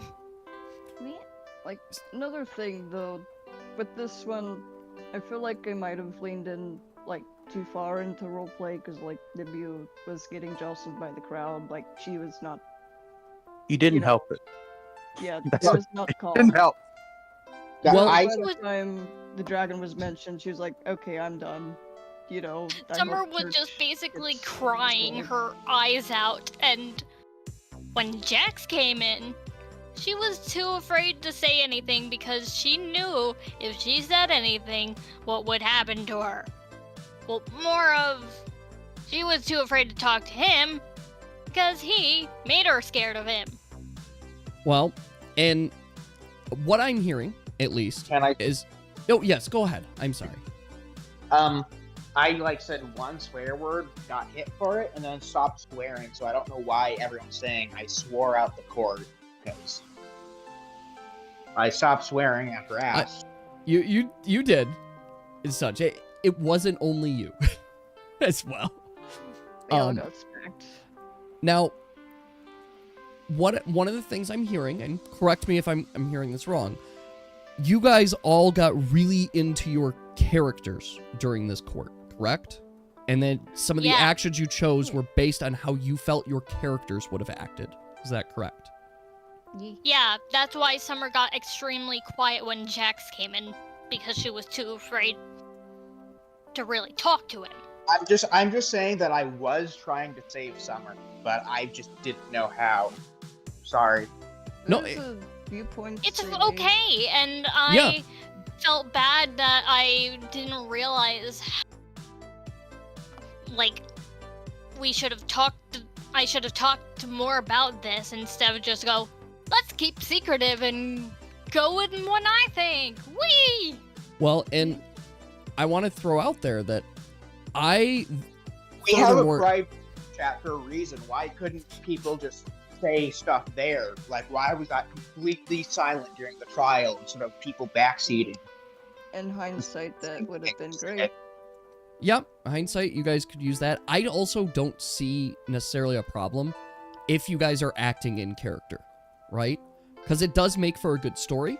It makes sense from your guys' character's perspective, how it reacted. And if you guys were getting into the roleplay aspect of it more than the meta game, then I personally feel like that's a win on it, even though the end result wasn't our perfect result, right? It still was, you guys were in your characters, you guys were playing it that way. So I personally feel like was really cool there. But And I wish I said for Summer during when Jax was talking, trying to quietly deny him and whimper out that But he... in the same token, Scary. right? Gave up when Jex came in. It's like, okay, the archbishops were already powerful. Like, are we going to continue to argue? Because, like, something like that was immediately noticed. Like, Summer did take the form of Jex when we first saw her and stuff. I think No, this they're is two where it's different tricky. people. It's They're the two art different style is a people. little bit there, but I'll show you here. This is Jax, and that's where it can get. And I guess if you say it's two different people, it's two different people, of course. And then this was Summer's original form. So they're close, but they are different. It's ironic because I have another character that Jax kind of looked similar to, who I don't think I would ever bring up because they're way too powerful. Okay, so I think one thing we can take from this, right, is one, obviously, as your game master, I am not going to disallow you guys to have a private group chat and you guys discuss in that chat your actions and whatnot without my knowledge. Like, that's perfectly fine. I like it if you guys, share and loop me in and stuff. Like, that's fine. We'll invite you then. If No, you don't have to. But, like, I guess if we're discussing it... Have a private group chat, so in case we need, because when Zaz was saying stuff about the trial and how he was gonna counter us with some points, I was like, okay, we need a private group chat. No, so. and honestly, that's what you should have done. And I'm glad you guys did. Because it kept me on my feet. I'm sorry, I am seeing this fly right now. And it's fucking huge. Like, I'm ADHD. talking the size of a quarter. What the flying fuck is this? I'm now a little scared. It was just on my light, just hanging out. Anyway, no, I think that is excellent, and you guys should continue doing that. Likewise, if during session you guys want to be talking in the group chat, that is fine as well, too. It's also perfectly fine to be, if you guys want to discuss your plans out loud with each other during session, I am not going to put a timer on you. I'm not going to sit there and be like, oh, you guys spoke for too long, and now I'm going to force an action. No, I'm not going to do that to you guys. We will full anime this. So if you guys want a full monologue during, like, a set action for you guys to discuss and interact, that's completely valid, right? What's our safe word for full monologue time? I don't know. If you just start monologue, I'm going to let it happen. The As safe well, word too. is homophobic, so then I can screenshot that and expose everyone. There you go. But no, seriously though, is you guys are more than welcome to chat it out during session. I'm not going to force actions on things. The only time I will force an action is basically if you decide to take an action during combat and you go long with that action, then we'll make that a contained action and then move on as well. But beyond that, yeah, you guys are perfectly, even during combat, to discuss what you would like to do, what you'd like to focus on. You're allowed to strategize and game on that and be tactical. And I promise you, I won't rush you on it. Even if during the trial, you guys wanted to discuss your strategy or change it, I would have given you that time. And I'm saying that now so that you know anytime in the future for either of the groups. I know group 1's here as well too. If you guys want that time, you have it. One of the downsides, of course, of us being all remote is that it can be difficult for us to just have the table discussions as well. You guys are allowed to have that. And if you want that time during like our session, that's encouraged, not discouraged as well. Does that seem fair for everybody? Yeah. And likewise, Yes. I'll reiterate, you do not have to have the discussion with me as well. If you guys, like if we're in a trial situation and you guys want to talk in a private group chat so that I don't know what's going on and stuff, valid, perfectly fine. And I have zero complaints about that at all. That's perfectly fine. It makes it extra fun for me because now we're doing a battle of the wits. And I'm like, let's see what we could do here. But in reality, as your game master, I will always be more leaned towards you guys than I am towards the enemies. Like it's a scale, but it's gonna be biased towards you guys, no matter what. Like something they said that like very much stumped me was when they wanted to use Summer as an example. I'm like, what do I? No, and that's fair. I don't get me wrong. I'm not gonna make it easy necessarily, but consider the situations, right? This is the first time in hundreds of years that a domestic basically an attack happened on the church. And an entire city is angry, and this city is angry because it has a huge presence for the Church of Aeolus. In addition to that, so we mentioned about the Archbishop, right? And the Archbishop is, of course, one of the 7 archbishops. Who are the 7 archbishops? And you guys don't know this fully from the lore, and I'm still working out some of it. They're the 7 leaders of the church. There's only ever 7 of them, right? So these guys are big deal, right? So it's his church in a very major town. So they're looking at the situation as not only did you disgrace their god, but you disgrace the name of their church. You also put to risk, and I'm saying you, but I mean Summer. In this case, you disgrace the name of church. You put to question the power of Aeolus as well. Like, there's a lot to take into consideration. And, you know, a church with that much influence, they don't want to seem weak, especially one that it considers themselves at war, right? So that's why I posed it in that way, because I approached it, my mental approach was, how would the society see this? How would the church see this too? And you guys already have a strong inclination that the Church of Aeolus is not the greatest church. And we've also established that this is, in fact, not Christianity, right? There is no this world Jesus that came back and stuff like that. It's a completely different lore set as well, but they have their religion for a reason. And you guys haven't figured I still out. think the dual skill is a little too underpowered to choose. We'll wait on that Pair in me a up second, with every Dave. player character. If I dueled Salty, could I win? If I dueled Apple, could I win? If I dueled Yas, Deer, or TMG, could I win?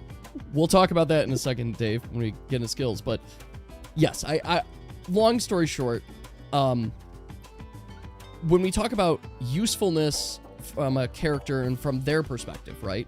And what I envision, right, is if you could prove value of Summer's skill set and or knowledge or something additional. Hell, if you fucking lied in a way, right? There's no way that my characters could have verified that information. Well, there is one way they could have, but it would have been like it would have been a crapshoot, and they might have not thought about it in the moment, right? Which is a skill that Mora knows about, as well. Well, it's you know that light ball that Arteus pulled out, right? Your orb of light. Revealed. Well, what's its level 3 version? I don't remember. It's called the Orb Oh, of is it Truth. true? The Orb of Truth. Oh, can I reveal... didn't know that.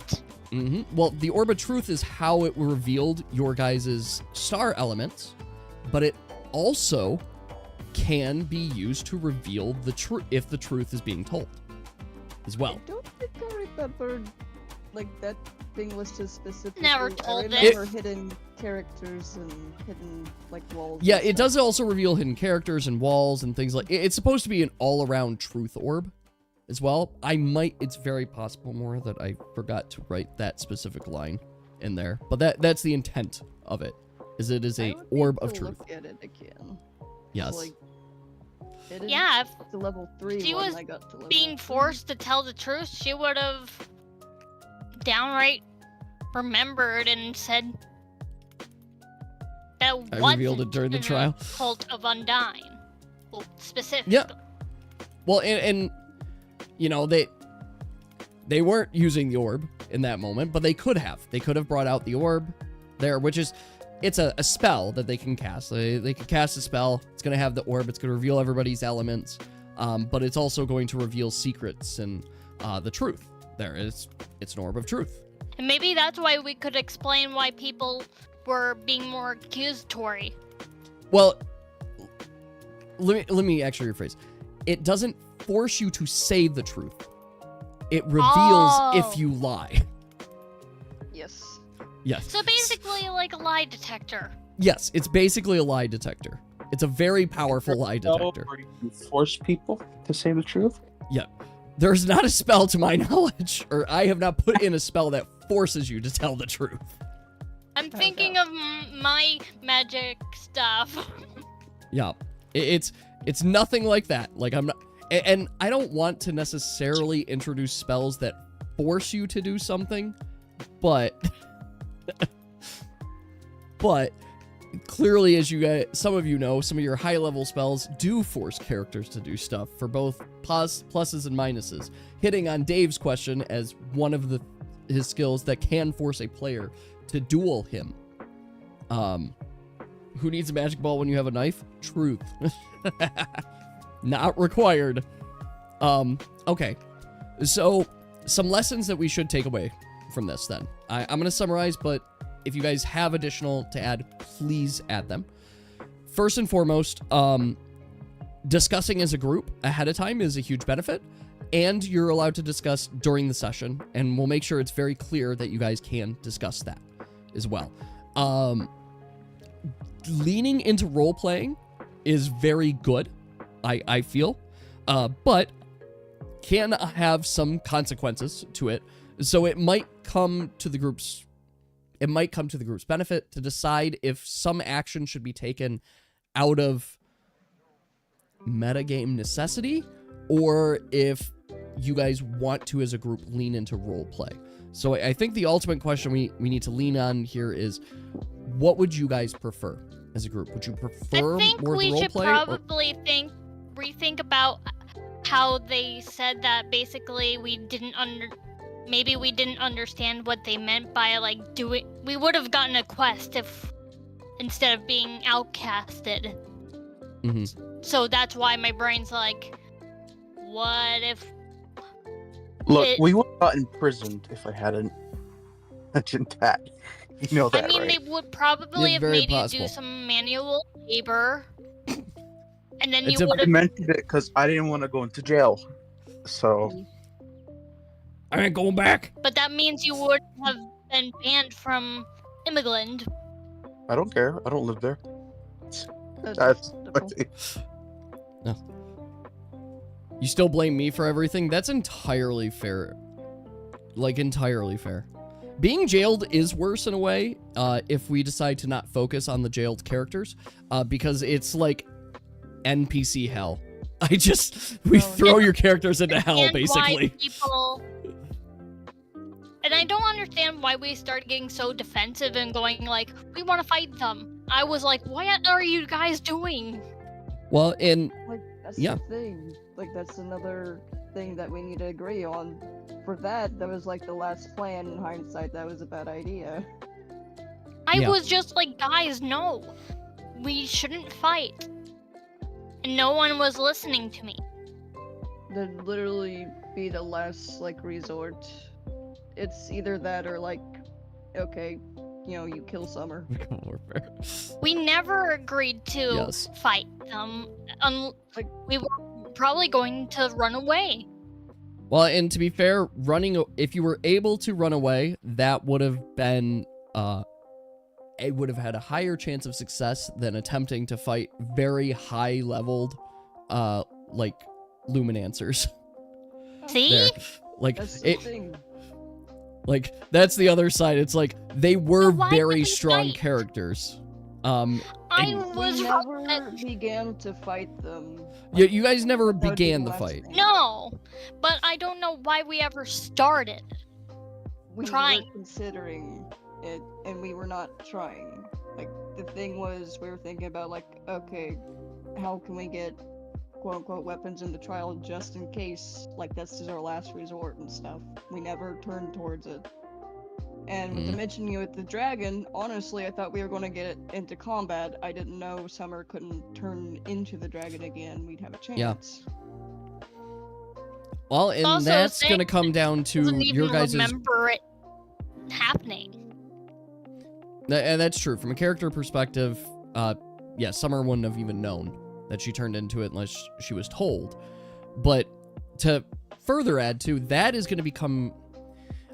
While I, as your game master, have made recommendations and strongly encourage you guys to not share individual skills or your names of your character classes, it's not a strict ban. If you guys want to share stuff, you're more than welcome to share things, too.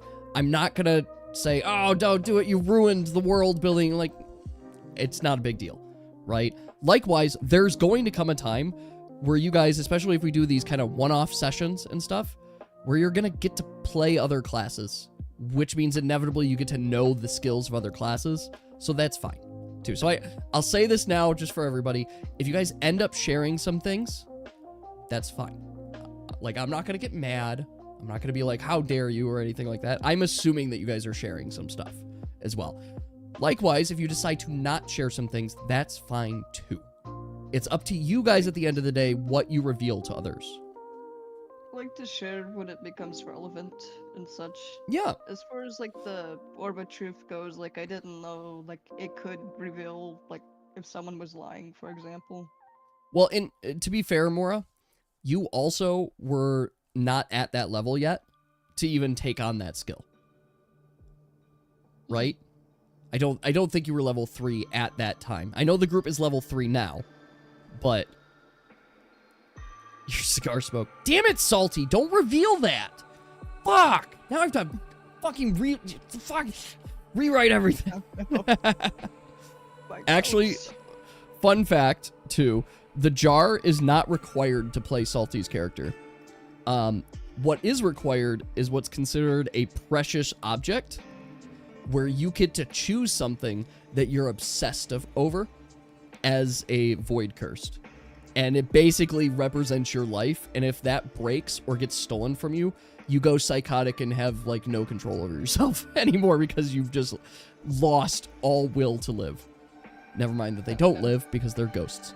And just imagine a phone in a cloud of smoke. Basically, that's what it is. They've lost the will to live, lost will to possess shit anymore. They're like, fuck it, I'm gone. It just Salty chose the jar to be his precious object. But, like, if you guys remember from the very first session of this, Desmond, well, his precious object was his scarf. His scarf that he got. He had a scarf, and he had his red-hilted sword. Those were his precious objects. Why they're precious? Only the Void Cursed will know. Usually because somebody gave it to them, and they're like, friendship? Purpose? Yeah, the easiest way to kill a Void Cursed is break their precious object, because they will immediately stop possessing everything that they have and just leave. It's like they give up on life. Anyway, so Salty spoiled his whole character by saying he's cigar smoke because it's fucking true and ruined the lore, and I'm not DMing anymore. That's it. End of stream. Goodbye. Purposeless. But anyway, yes, you guys are free. You're free to share and stuff, and I recommend the strategic approach of, like, reveal things as they become relevant, because creates more world building interest, and it gives you guys reasons to show off your specialties, right? To show off like how unique and how cool you are. Right? Like that's a cool way to do it. But you don't have to do that either. It's entirely up to you, the information that as players you want to share with your group. So is that good rule going forward with that? Definitely open dialogue. Mm-hmm. And likewise, as you guys level, if you want to share skills from your current level because you want to decide as a group what might be good there, that's okay too. As you guys are learning, the choices as you get higher and higher leveled are going to get harder and harder and harder, just on the fact that you can always choose skills from previous levels. So let's go over to Dave for a second, who has indicated to me that originally did not like any of his level 4 skills. That's fine. You don't have to like certain skills at certain levels. That just means Dave had at level 4 has 2 skill points that he could spend on anything. Likewise, I also got this question recently, so I want to be extra super clear on this, on skill upgrades. Because I apologize, I should have been more clear on it as well. So even if it's a matter of, yes, it's in the rulebook, yes, you guys could have read it, I'll just be clear on it. We're skipping all their stuff here. So here's my template guide. It has a bunch of skills, whatever. So when you guys are looking at your skills in your skill book here, when you choose to take the skill, you of course will get any of the passive effects immediately. There's some on learn effects and stuff. The using the skill will activate its effect, provided you meet the requirements, right? And you can only take the skill provided you meet the prerequisites. When you level up, you get 2 skill points. You get 2 stat points and 2 skill points. The 2 stat points, obviously, as you guys know, you just add them to your character sheet and your stats go up. Really simple. The 2 skill points can be spent on either selecting new skills, at most only 1 skill of your current level, or to upgrade skills. Upgrading skills, so if it has multiple boxes, that's how many increases you can do on that single bonus. So for example, I'm assuming this skill where I left these was an attack skill, right? You could change the hit dice of the attack skill from a 1d4 to a 1d6. You can add inflicts bleeding, or you can upgrade 1 time, increase save threshold, and then you could later upgrade a 2nd time and upgrade a 3rd time. Now, Mora, you said and upgrade. So let's talk about that too. You get 2 points. You are not allowed to upgrade skills you just learned this level, which I hope should make sense from a canon of, like, if you learned a brand new skill, you can't just make that skill better, right? You can, on that oxygen, yes, you can spend both on a single skill. So let's say I really liked this skill, and some of you have noticed that I have put in skills where you can decrease the stamina requirement for the skill all the way down to free. For some skills, you can make your skill free to use, like no stamina. Yes, you are allowed if you want to. Let's say you got to level 3 and you're like, I don't want any of these level 3 skills. You could use both of those points to decrease the stamina of one of your favorite skills. And you could make it essentially free to use. That's perfectly fine. These checkboxes represent how many upgrades you're allowed to do. So technically, like, this skill has 5 possible upgrades that you can do to it. And you can upgrade the same skill multiple times. Now, with this information and with me fully putting it out there, if everyone wants to respec their skills with this information, that is fine. It's fine. I'll allow it. I just want to make sure that everyone's on the same page. So very clearly, you get 2 skill level up points every single level, including level 1. At level 1, you're going to usually select 2 of your 3 to 4 skills here. Some of you, though, and I'll say this too, some of you do have pre-class trait skills that have upgrades available. You are also allowed with your level 1, 2 skill points to upgrade these here as well. I'll throw that out there. I don't recommend it because it means you're just starting level 1 with less skills. But hey, if you just prefer your class trait skills to that, go for it. It's however you want to build it. Then, when you level up, you are allowed to, of course, select one skill, only one skill from the current level. With the other skill point, you are then able to either learn a skill you didn't learn from a previous level or upgrade a skill. Does that make sense? So you don't have to choose a skill from the current level. You're probably going to, but you don't have to. So we all at the same? Is everybody saved there? Yeah. And Apple, you were exactly correct. You can literally get your munch skill to be free to use, and all the skill then does for you is gives you stamina, which is canonically perfect for your class. A skill of munch that you can just eat anything. So why can't level 10 get an upgrade? Because level 10 is the maximum level. And because, one second, what does this dog do? I think he lost a toy under the thing. I'll explain level 10 in a second while I get this dog in his toy.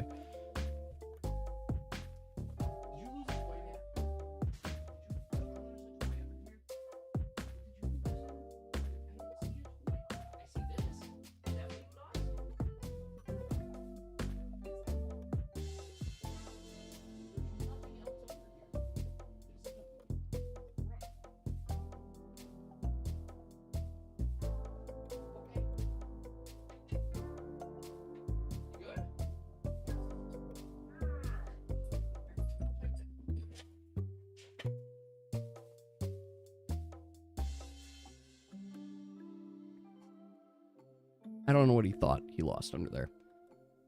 So, let's talk about level 10 skills. You can't upgrade level 10 skills because for two reasons. One, because you can't upgrade a skill you just learned, right? So there's no upgrades available for level 10 skills. And two, level 10's max level. Once you hit level 10, you can't level up anymore. That's it. You're asking something on DM? Okay, I'll check the DIMs. There. So that's why level 10 skills you can't do there. What inspiration points rules again when it comes to skills? So inspiration points, if you get a point of inspiration, and I will put this in the rulebook, so I promise. Every single point of inspiration that you receive can be used in one of two ways.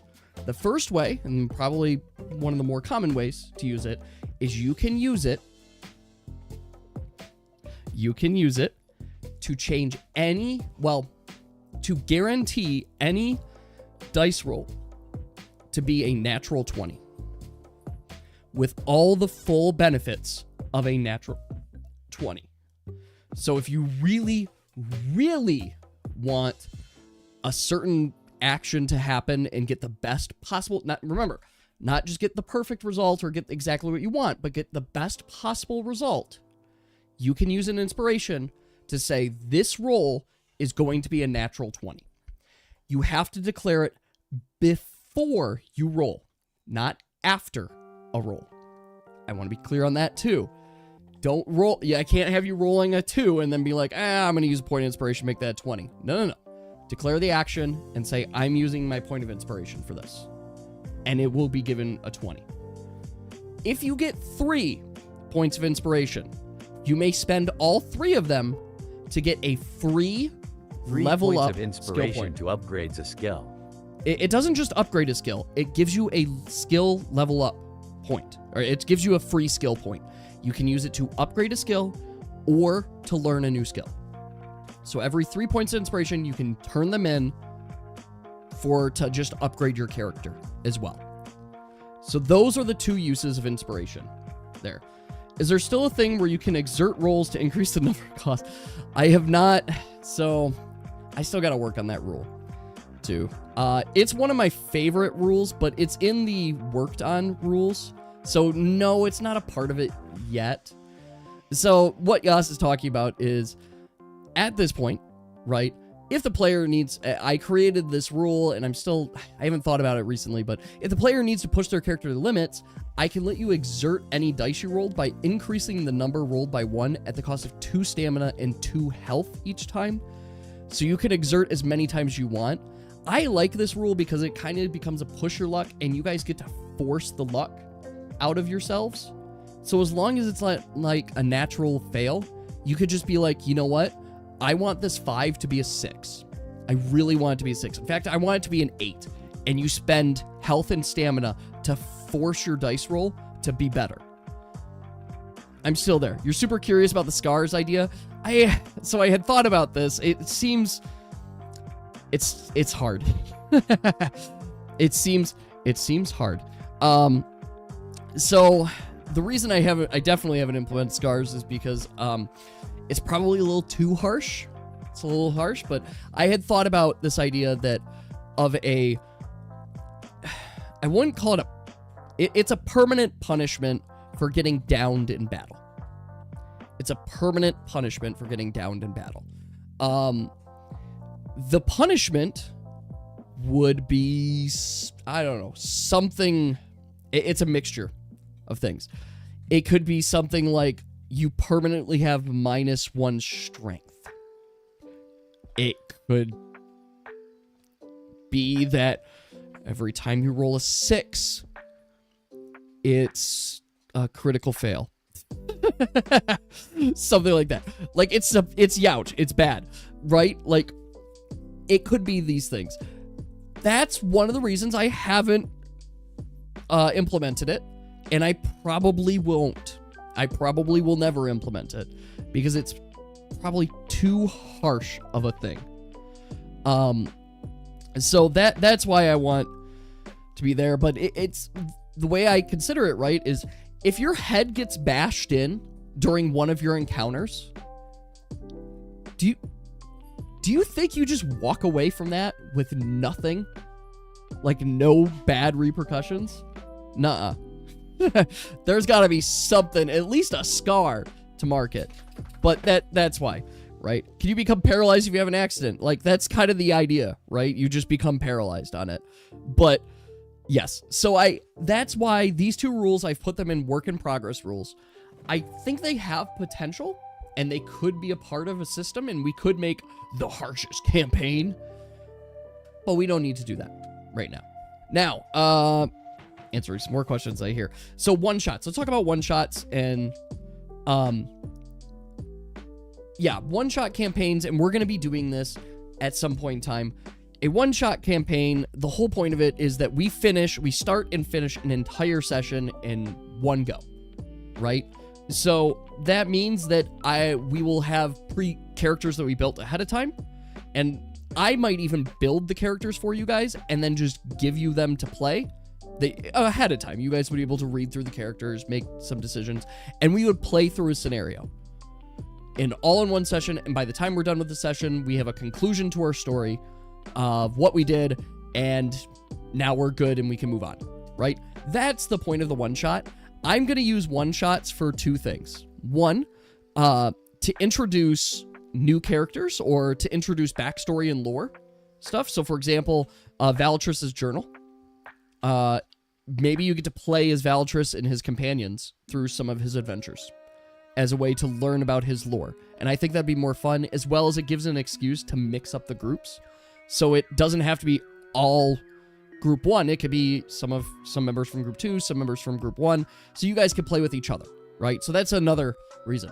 The other way that we'll use this is for, I don't want to say non-canon events, but events that wouldn't happen during the normal campaign, but we can argue happened some other time. So let's, for example, say we had a beach episode. We have to have the beach episode. So we had a beach episode. That would be a one-shot campaign. Right? Or the most darkest one summer. Yeah, it's like you. we could also have lore episodes where we're playing through backstories there. So yeah, it's all in the same universe, right? I would want it to be all in the same universe because I think that'd be fun there, but it doesn't have to be, right? We could just use the rule set and do something else on it too. So yeah, it could be all a part of it, however we decide makes the most sense there. So that's how one-shots are going to be used. Now, getting back to our session 0, our kind of conversations here. We have gone through the past and everything. So now I want to ask the group, do you have any additional thoughts before, one, we take a quick break so everybody can go to the bathroom and get some snacks and stuff? This is needed. Yes, I assure you we will do that now. But any final thoughts before we close out this part? Good. Good? We're good. Okay. Then how's about we take 10 minutes? Let's say, like, my time it's 9:04, so let's say 9:15. So whatever is the 15 mark for everyone. We take that, and then we come back and we start talking about where the story is going next. Does that sound good? Yeah, I think we already have ideas how we're going Great. to do it. Perfect. That's perfect. So, yeah, I'll let you all, we'll chat. We'll hang out, chat for a bit and such. Also, I'm going to let my dog out because he's barking at the door. So give me 1 second. Yeah, that'd be.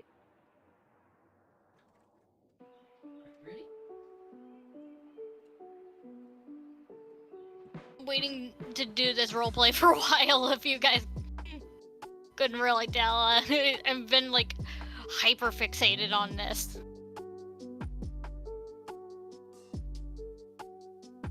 Man, it And gets it's so annoying to get hyper fixated on things. It gets so dark. So early now. You know, Pink, I'm with you. I understand completely.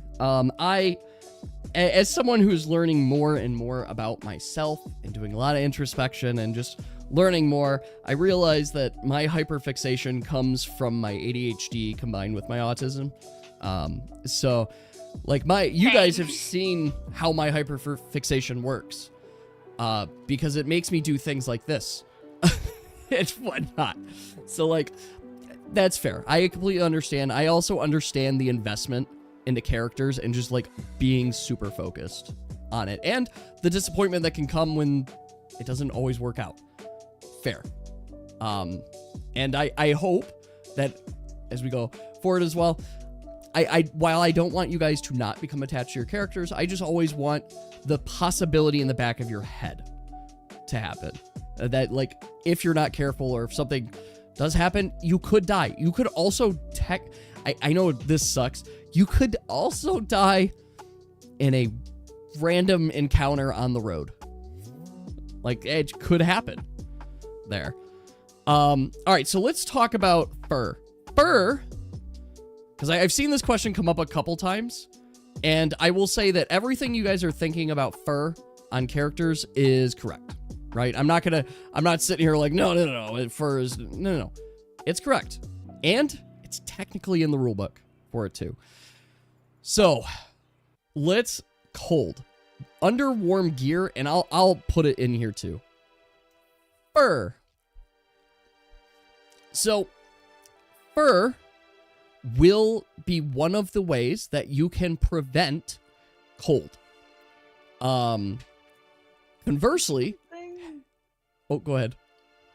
I was wondering, like, I asked you in the, like, if a character gets hit with a water attack, for example, like, would the worm gear not even, like, register?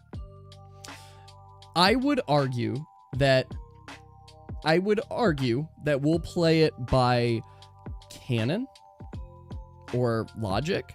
So if somebody falls into water in the middle of, like, a winter environment, they're gonna get inflicted with cold, right? It's gonna, like, negate their warm gear and things like that. Likewise, you'll notice that cold can stack up to 3 times. That's because it allows us to demonstrate a level of cold. You guys can get to an environment that is so freaking cold that your warm gear and your fur still don't work, right? Like, it doesn't make you immune to cold, it makes you resistant there. So instead of, essentially the way I like to think about it is, you would get a stack of cold, but you get to ignore the first stack of it because of your warm gear. And then if it gets even colder, well, you're gonna need like a potion of heating or something that will give you another stack of resistance towards it. And then if it gets even colder, because you fell in water or like it's now negating things, you're gonna need even more. So you guys could still, like, I live in Michigan, right? We're used to cold winters here. Even if I have a coat on and gloves and stuff, if I start getting cold, I'm gonna continue getting colder and colder until I heat up as well. Remember back at my aunt's and stuff, I had to go out every morning, feed the horse and my rabbit, and there was times I couldn't even close my fingers trying to open Yeah. the It's so I remember hard. going ice skating and I was so cold, I could barely like open my eyes.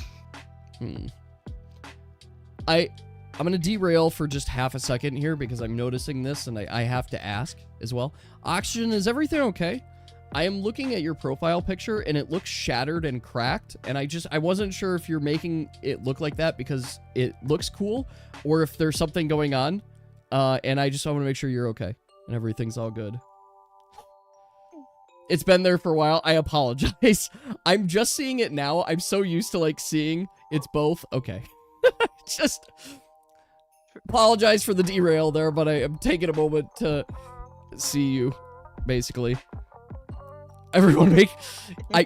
I do notice when you guys change your profile pictures normally, but Oxygen, obviously I see yours, like, tiny, and if it looks mostly the same, I'm like, oh, it's the same thing, too. So if you guys make, like, subtle changes, like, if Yas were to take this little dude and just, like, give him a penis or something, I wouldn't notice right away.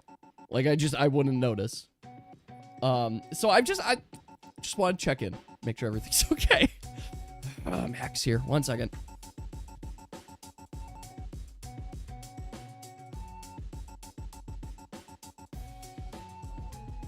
Nothing like...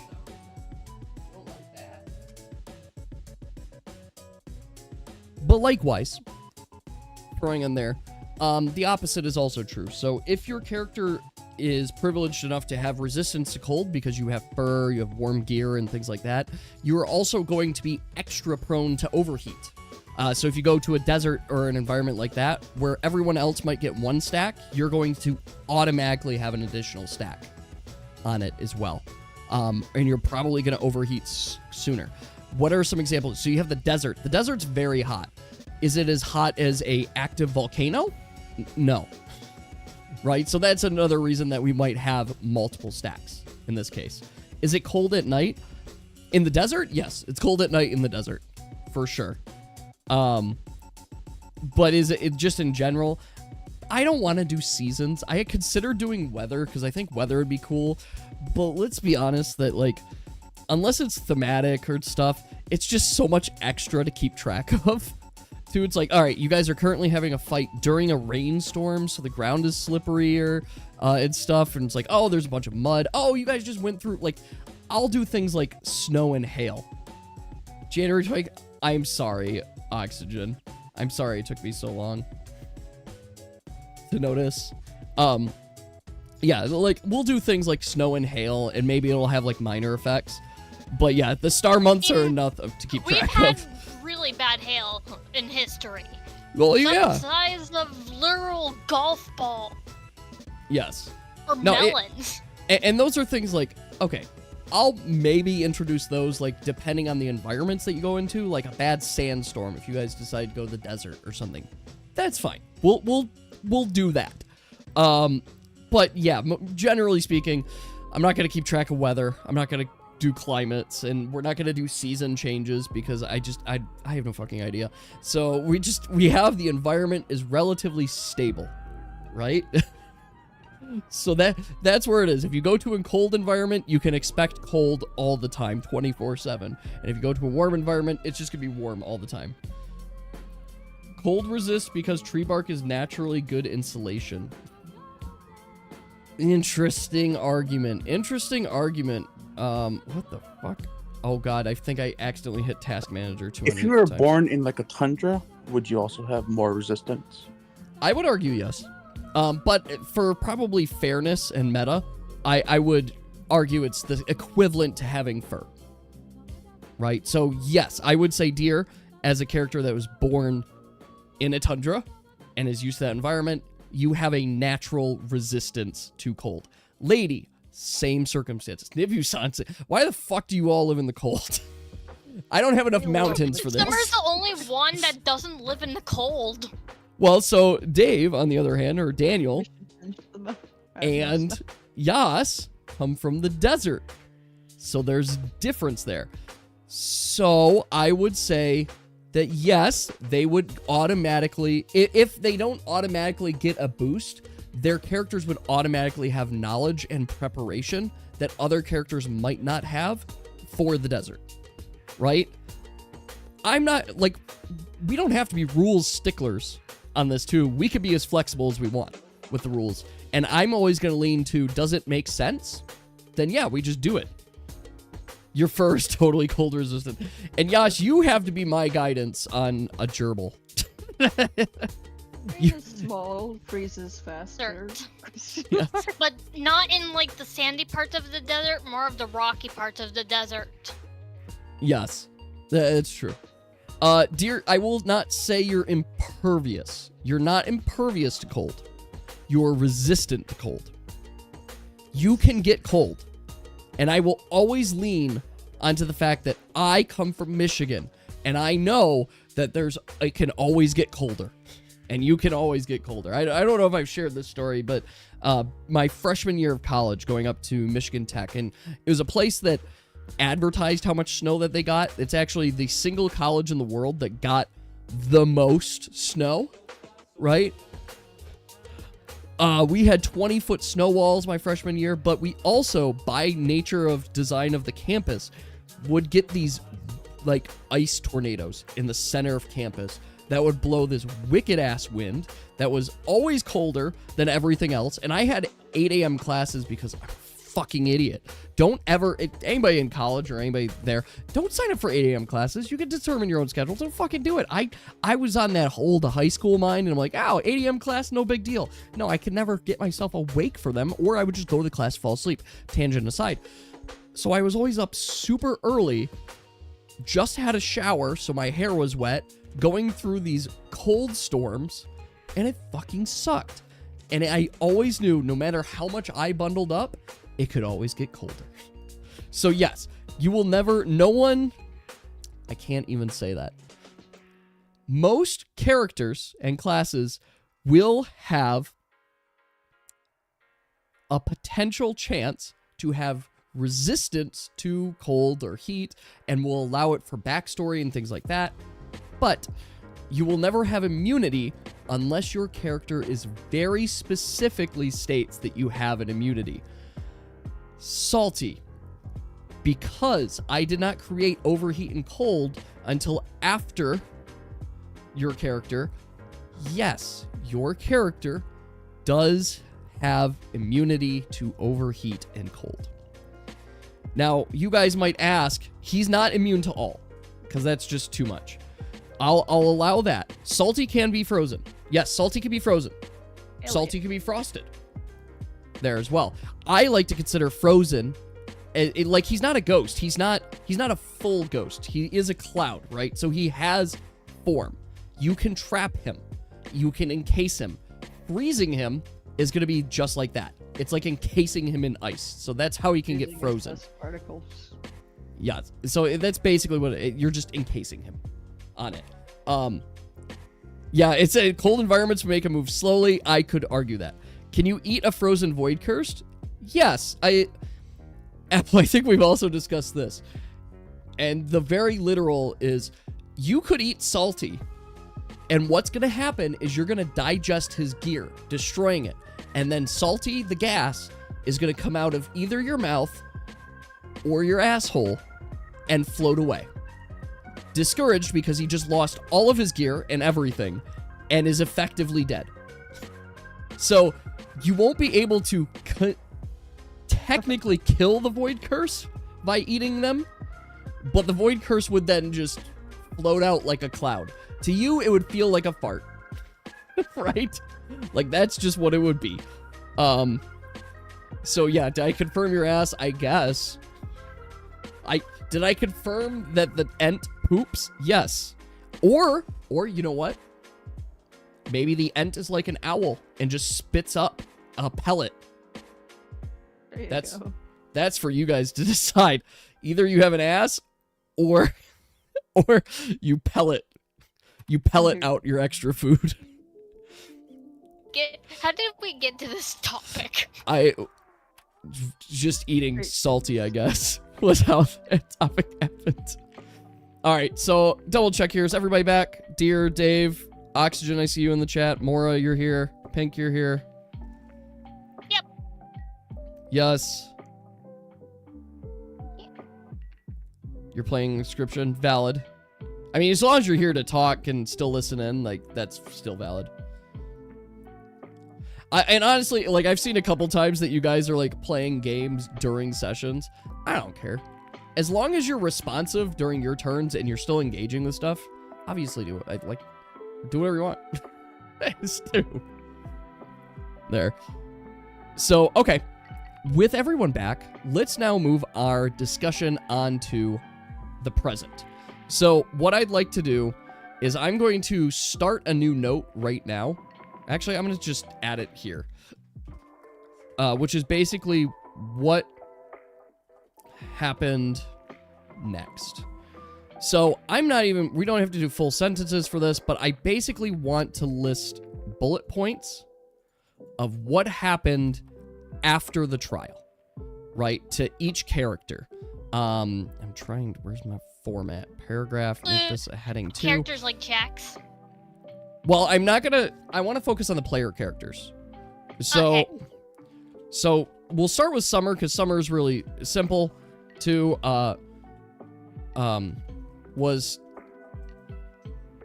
taken away by Jax, to his secret, I'll just call it secret lair. So just to simplify it, we'll call it secret lair. Was taken away by Jax's secret lair. Is believed to be dead by the general public. And that's it. So just keeping it simple, we know for Summer, taken away by Jax, and is believed to be dead. There, by the general public, not group 2. And I guess I could specify that. Group 2 knows she is alive. Okay. Let's do this so I get my links. And there. Okay. So the next character I want to talk about. Let's talk about Nibu-san. Mora, what happened with Nibu-san? I think Nibu-san is ultimately considering heading back towards home, since she figures saving Summer now would be a lost cause, Jax. And plus, she was already trying to set off in finding her bison. Hmm.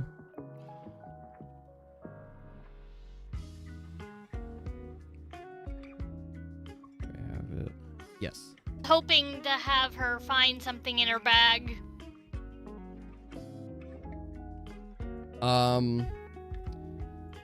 You want Nibu-san to find the bag? Like, who? That's another thing we have to determine. Who has Summer's bag?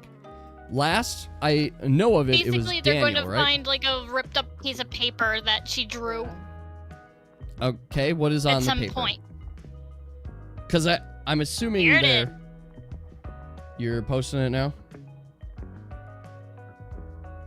Let me DM it to you. Okay. Sounds good. Also, lady, I'm entirely sorry that I forgot about your DM. But what is this? Time for sad. Okay. What did you... I gotta go to my dims. Alright, what was that?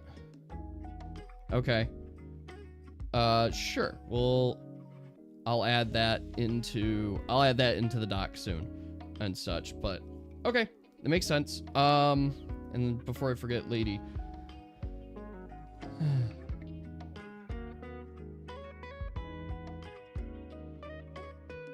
Lady, I would accept that skill could be extended that way. I would accept that. Yeah, I'd accept that. It comes down to that, obviously the original intent for something else, but I would also argue that yes, you can just use it in that way, and I will happily go through and edit that to make that clear as well. Okay, so yeah, it's a secondary use for it, but I also think that's just an entirely valid use. So yes, to answer that. Is it a yak with bison appearance or a bison with yak hair? You tell me. Mora, you can quantify that. This is what it looks like. There. So, this is Nibu-san's bison. Does your bison have a name? No? Okay, that's fair. It doesn't have to have a name. I just want to... If it does have a name, I want to put it in there. But that's a bison. Okay.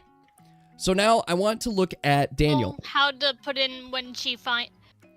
If we just put down what I sent now, or Well, for we're when gonna put... we roleplay? No, we're going to put it down now. Okay. Because your bag is inevitably getting raided right now. Yep. So we need to figure out, like, essentially who has the bag, because that would be the person that would find it. To my understanding, the last person is, yes, Daniel had the bag last. So he's going to throw it at Deer. Okay? All right. So yeah, let's what happens next? We have... This is what you wanted, right? I guess adding to it, like, I know he typed it out in the group too, but I figured she'd also see if the remainders of group 2 could help in finding the bison, because she had at least a suspicion that it could have been sold instead of just remaining in the desert, for example.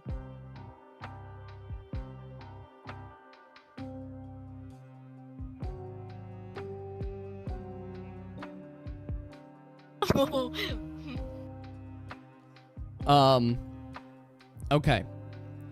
So, I'm assuming, with essentially Nibu-san and a summer departure, right, that we would then say Group 2 probably declined, but we'll touch on that as well.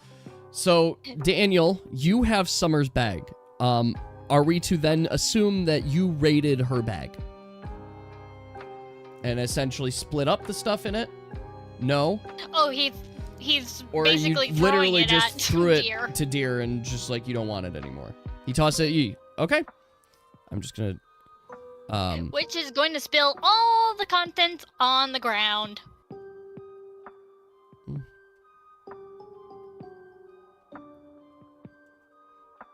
So Daniel threw Summer's bag at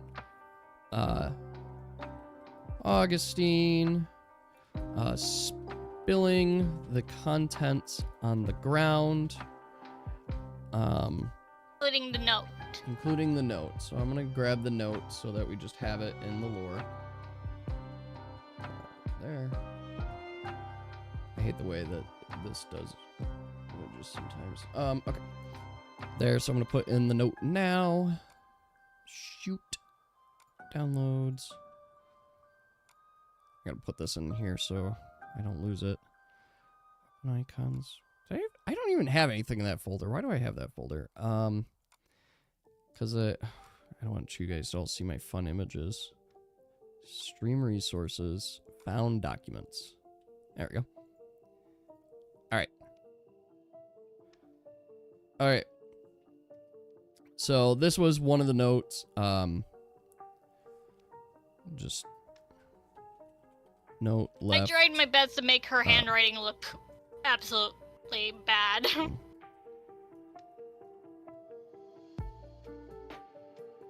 Okay. Question mark. So this is a picture that the group then found in Summer's bag. What is which document icon? Oh, let's see. This one? Oh, that's GIMP. That's my Photoshop. Yes, my kids ask about the dog icon all the time. Yeah, but that's GIMP's icon. So it's an XCF file, which is just, I guess, GIMP's files. All right. Daniel, what else happened? What did you guys decide? Like, because we've got Augustine, Daniel, and Oxygen.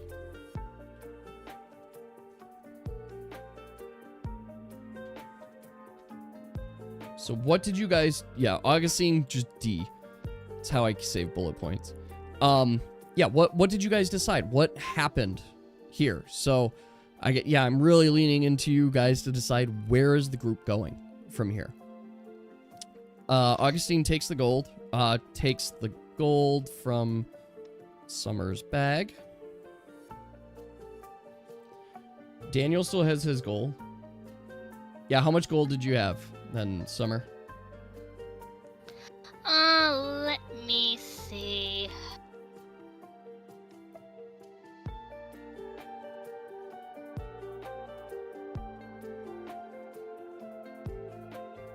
$122 gold. 122. Except, did you spend the 1,000? Or 1,100?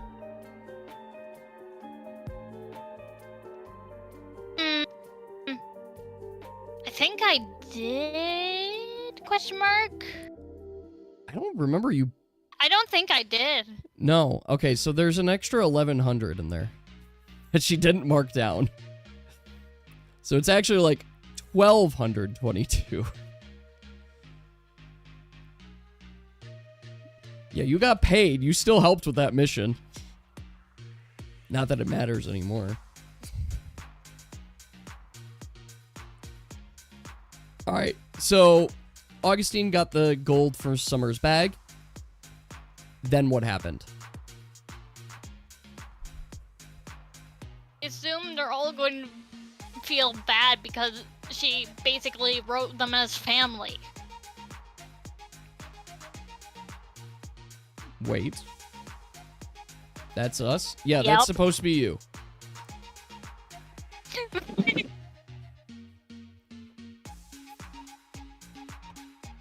She tried her best.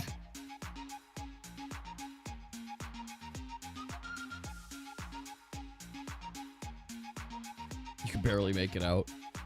That's fair. Here, let me especially if you're on post it mobile. here. Yeah, you can post it here. You guess you would head to the nearest town. You're the one that has the silly hood. All right, Deer's let's- obvious with the stick antlers. All right, so And Oxygen's the weird looking thing with triangle. I'm just gonna pull this down right now. So basically, the first one in the middle, Nibu. Oxygen's behind Nibu. Daniel's by Nibu. And by Daniel is Deer. Okay, so if you guys want to direct your attention to my screen right now, so you guys were banished from Imiglen. This large path is what led to Reef Hollow.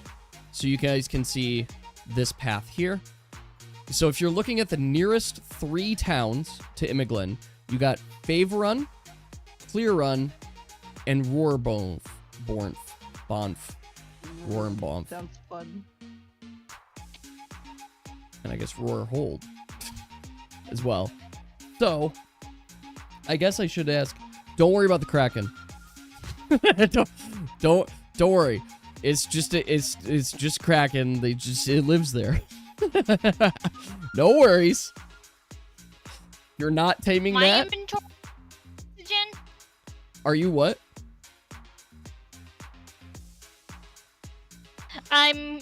Oxygen said, send me your inventory, I guess. No, post it here for the whole group. And I don't know if Oxygen's talking to me. You probably.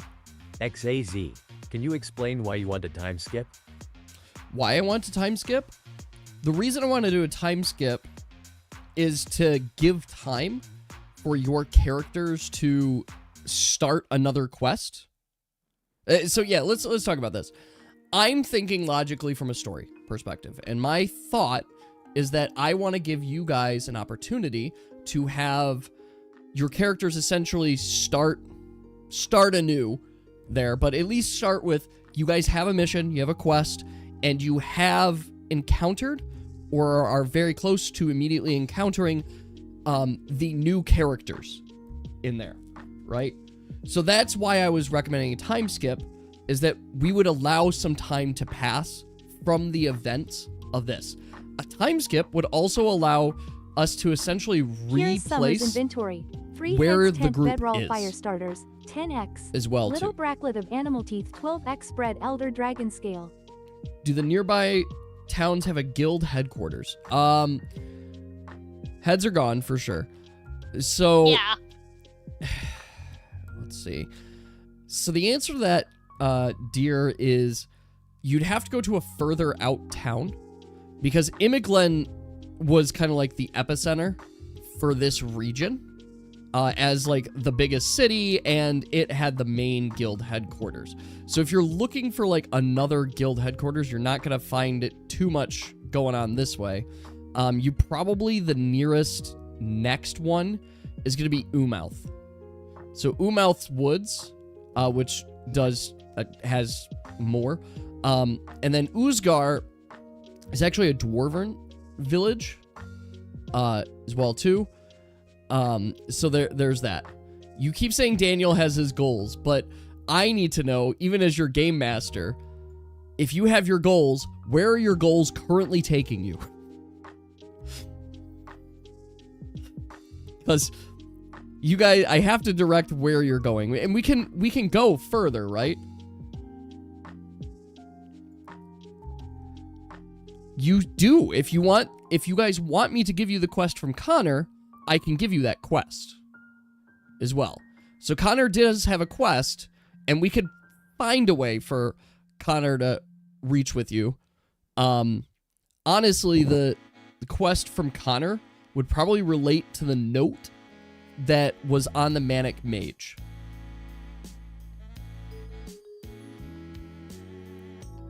Well, so let's talk about logistics of how Connor operates, right?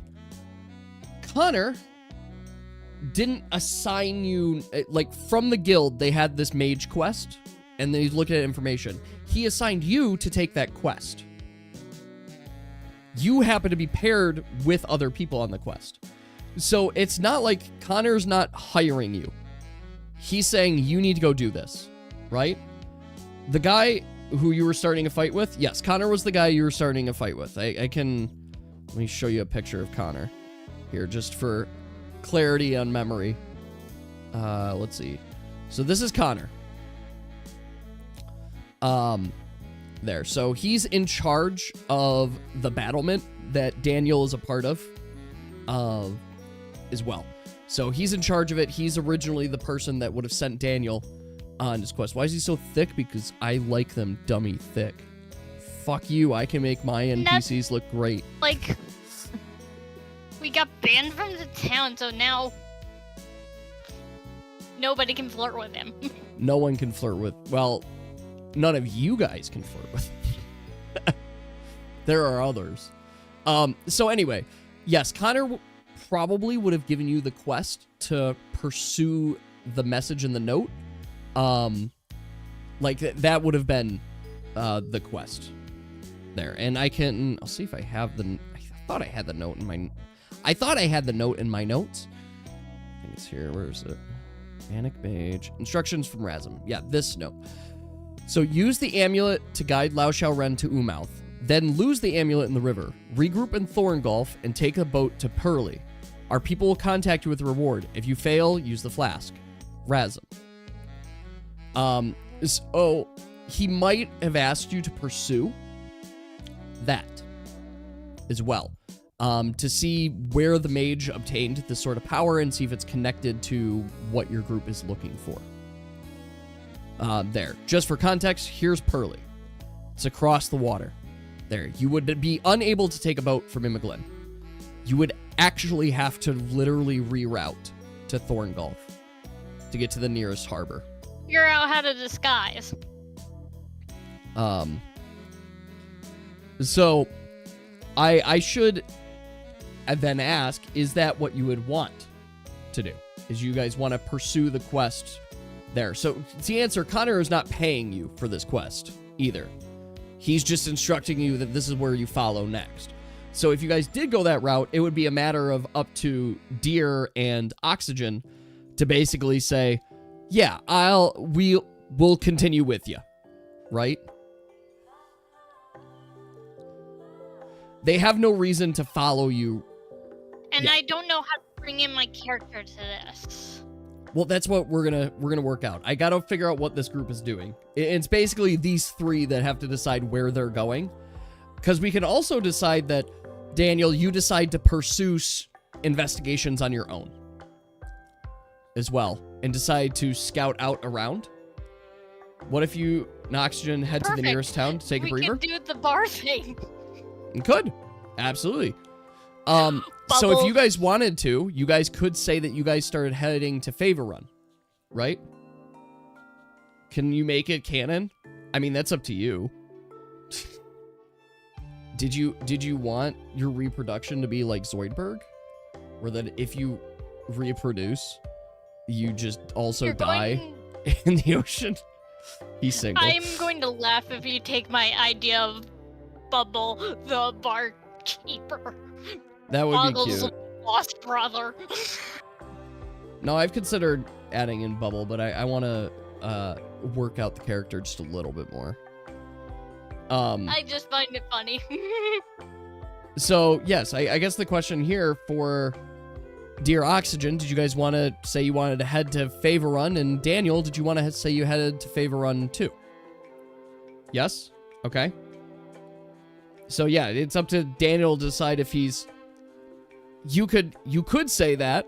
We could either take the quest, or you guys all headed to Favor Run, which is like a 2-day journey away. Right? Because based on the main road, it's going to be like 2 days away. I wish I could have a ruler on here, because I'd love to be more accurate, but like they don't give me rulers. The closest to a ruler I have is this route, and I have to then build another route, and I just go like here to here. How far is this? Don't make this route. It's not even telling me. Now, normally it tells me. Yeah, just delete it. I'm not gonna do that anymore. Anyway.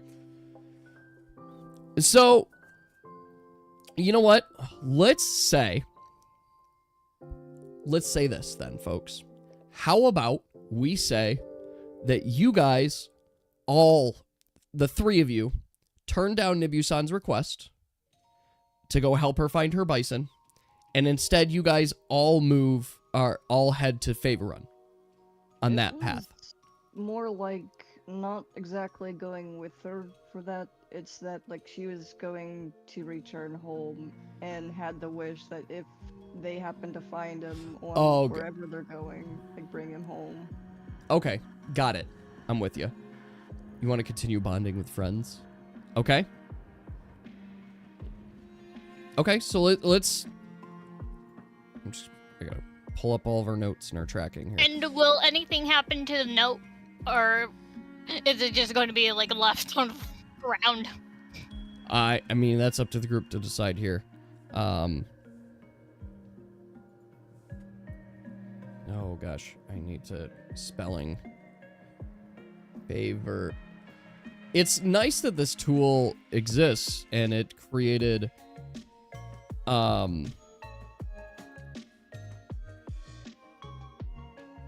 it's nice that this tool created all these cities for me and it made it super nice. It sucks that I can't pronounce any of them.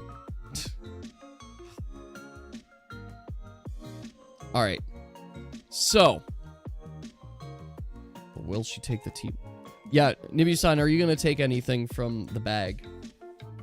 Yes, Probably stuff like creepy that, tooth. but, yeah. Mm. It literally Yeah. still like dried blood Yes. on some of them, and one's just literally just a human tooth. Okay. Okay.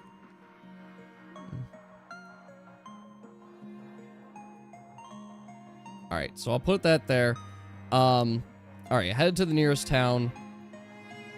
So we're gonna say right now, you guys all headed to Fey Run, right? So we've got the 3 of you have headed towards Fey Run without any quests or anything in mind, initially. So once in Fey Run, right? So we're gonna actually chart this now. We're gonna put you in Fey Run. There. I am actually going to chart this on the timeline, or on the calendar, too. So, we enter this day. Okay. So, we're on this day now. Shoot. Why is it gotta be difficult for me? Okay. Sorry. Just charting everything out to make sure on the same page. Okay. So, you guys are now in Fave Run, right? We're going to assume that you currently don't have a quest or an objective. Would you, as a group, then decide to try and go find a quest or find information? Daniel, did you have some inclinations of where you would continue your search as well? I forgot that I'm sitting there like, why is this so barren? Oh yeah, because there used to be a city here that got fucking destroyed. I forgot. Really curious if the remaining characters would be talking about their goals and stuff as they're going along on these. That makes sense. They could be talking about their goals and their objectives. Maybe that would help with their tracking. So, if you guys are seeking a quest, right? So you have, I guess you have 2 potentials right now from what you currently have, or if you want to seek something new, right? So, one, and this might interest your character, dear, you guys did get the keys quest from the Traveler's Adventures in Wreath Hollow about these ruins. So you do have a dungeon, but it's in ancient ruins, right? Specifically, it's like the ruins of Solek Keep. So you have that. You could pursue that as well. And we could say that the ruins were supposed to be held up by ancient magics as well, too. So there might be extra motivation from Daniel's side to go investigate, too. What do you guys think of that? Are there any local flower sellers? Curious what types of shipments certain towns order. Oh, God, I'm not sure. You guys saw my struggle naming cheeses. And I think we both know what we're talking about. Mm-hmm. Gross. All right, so yeah, Dave, does that make sense then for you guys to then pursue that quest What from kind of cheese do you have, XZ? Gouda, cheddar, and That's one. is it related to flowers? We will see in a moment. So, do you guys want to then say... I'm trying to piece together here. Would you guys like to say that as a group you've decided to pursue that lead that you had received from the Travelers in Wreath Hollow? To see first about the money as well as the ancient ruins, plus about the potential of the magic, right? Well, it's going to take you quite a while to get there anyway, but yes, you would need to restock for a while. You could restock in Favor Run, Diamond Guard, Wreath Hollow, wherever you want to restock as well. It's also going to just take you time to get there. Umouth is probably the closest city to these ruins. I mean, you got Umouth and Uzgar. These are the closest cities to the ruins. And Umouth's a big city. It's not marked big here. It's actually supposed to be like 13,000 people. Like Umouth is supposed to be a very big city in the woods, right? You could find another Sunjin. What city did the letter say? So the letter talked about dropping off in the river near Umouth and then heading to Thorngulf to catch a boat to Perle. So going from Umouth to Thorngulf, ending up in Perle, where they would be contacted. You will die at sea. Oh no. Not because I want to kill you, but because if you decide to make a boat on your own, you will probably die at sea. This is not a small little lake. We're talking like hundreds of miles of travel here. You could buy a boat, I suppose. I don't know if any of you know sailing. I'll make one argument. I do not think that Daniel knows sailing. Here is why. He lives in a fucking desert. Specifically, Daniel, I think we pinned this town as the town you came from. You do not know sailing. You know, at least Daniel doesn't. Deer, you know what's funny is you guys all are pointing locations for where you came from and stuff, and a lot of it is in Theodore. A lot of it. Any case. So, I guess I should ask, based on the 2 quests, right? Daniel sailing in the sand. Sand boat! Oh, fuck. Now that sounds sick. Alright, we're canonically adding sand boats, and I'm gonna make it work. I'll figure out how it works. Because that sounds Basically amazing. cheaper than camels. Yeah, it's basically just, like, wind Probably keeps the pushing... worms away. You know, worms. It's to get over the sinking sand. Worm power would be very funny, but also horrific because they would be destroying the ground trying to pull this, or just pull a carriage into the ground, basically. Woohoo! There's a giant All right, centipede thing. Daniel, Dave, I see you messaged me. I'll answer. XAZDMS. Okay, I'll accept that. I'll accept that as canon.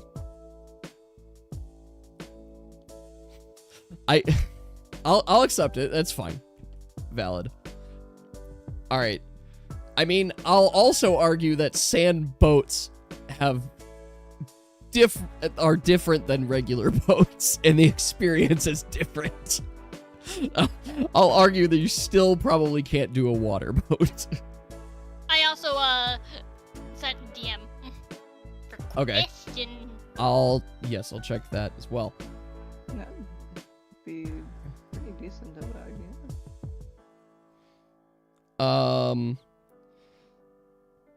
Pink, I'm gonna say fun. no. At least not on their path. I'm gonna say that. Yes, we can make that happen, but I don't want it necessarily yet on the path. Okay. Okay, so you guys have 2 quests. Yeah, the ruins are it's a different quest than the boat quest. The boat quest that would get you to Perle would sorry, I'm over there, is following the individual that empowered the Manic Mage to take control of Lao Shao Ren. So it's pursuing where or what organization, what person, what group did that.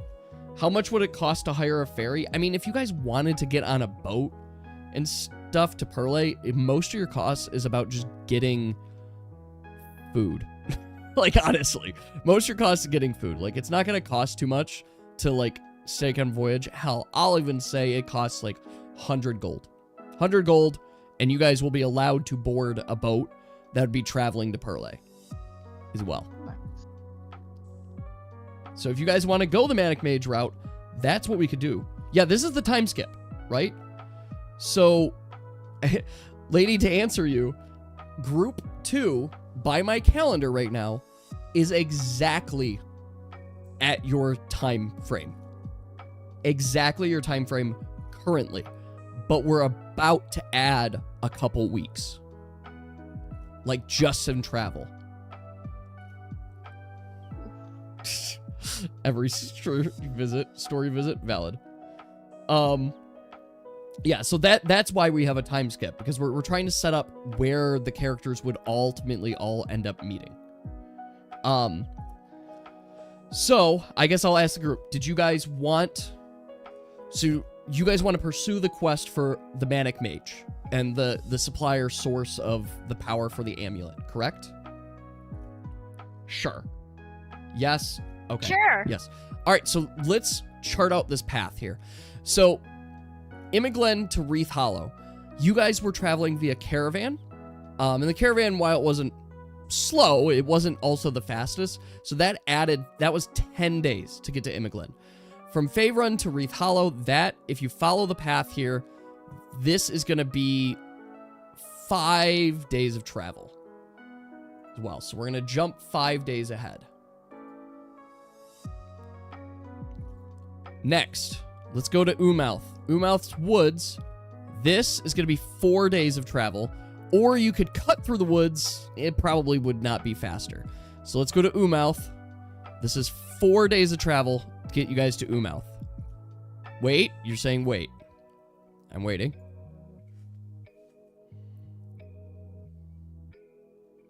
Wait, are we not getting a boat from another port? Sure, you are. Yeah, why not go to Tavern next to Imiglen and get a boat from there? Because They're Faerun next is to a on river. They're on a river. They're not on the water. They don't have boats.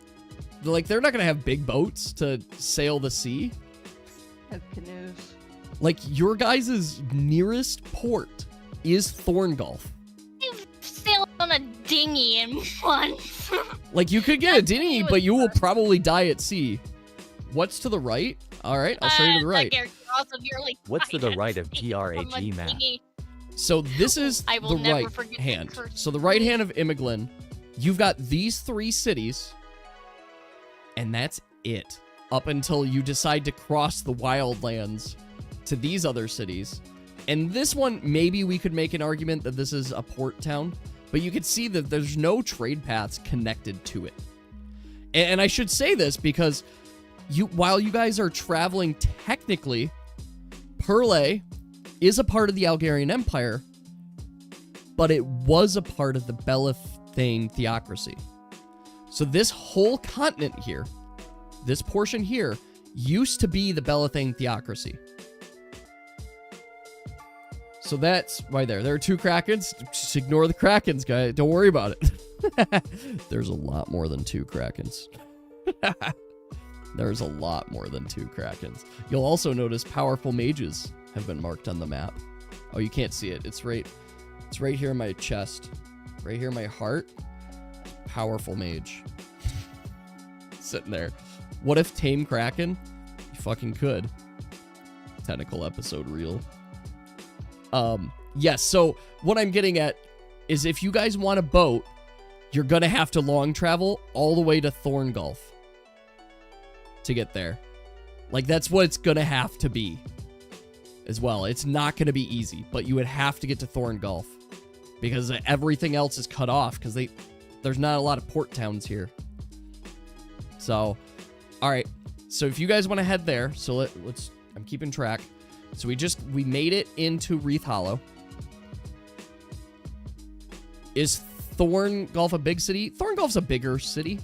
Yeah, it's got 12,000 people in it. So it's a bigger city as well. So, like, it's gonna have quite a bit. Like, Urmouth and Thorngulf are the bigger cities in this region as well. Yeah, if you need to buy stuff, you could buy it from Umouth or you could buy it from Thorngulf. Either one would work. So let's travel you guys to Umouth. That'll be your next travel point. We're doing a lot of fast travel. You guys had fun adventures along the way, had lots of conversations, and we're going to say, you know what? I'm going to say it. You guys started to bond a little bit on this journey. You guys started to share stories of your pasts and why you're looking for things. Bond with me, Jim. Okay, fine. I can't make decisions for your character. But I would encourage it. Because you guys just traveled a long time with just each other. I encourage you to bond with each other just a little bit. You're not going to tell about myself just yet. That's fair. I mean, I understand wanting to wait for story reasons as well, but you could share a little bit. All right, so you've got a couple options here, and they're not great. So you could travel the wilds to get to Thorngulf. Traveling the wilds would probably... Let's look here. So taking the long way would be taking the roads. Taking the roads would probably add 2 weeks. 2 weeks to your journey. If you take the wilds, provided you navigate it, it's 7 days. More than, because this was 4 days to take this. Probably 10 days if you go straight through the wilds, let's say. Or if you take the long route, it's going to be... I mean, it's going to be a little more than 2 weeks. So... Well, no, don't worry, Dave. You guys could restock. Like, we're letting you restock. We're assuming that you're restocking around the way. How dangerous are the wilds?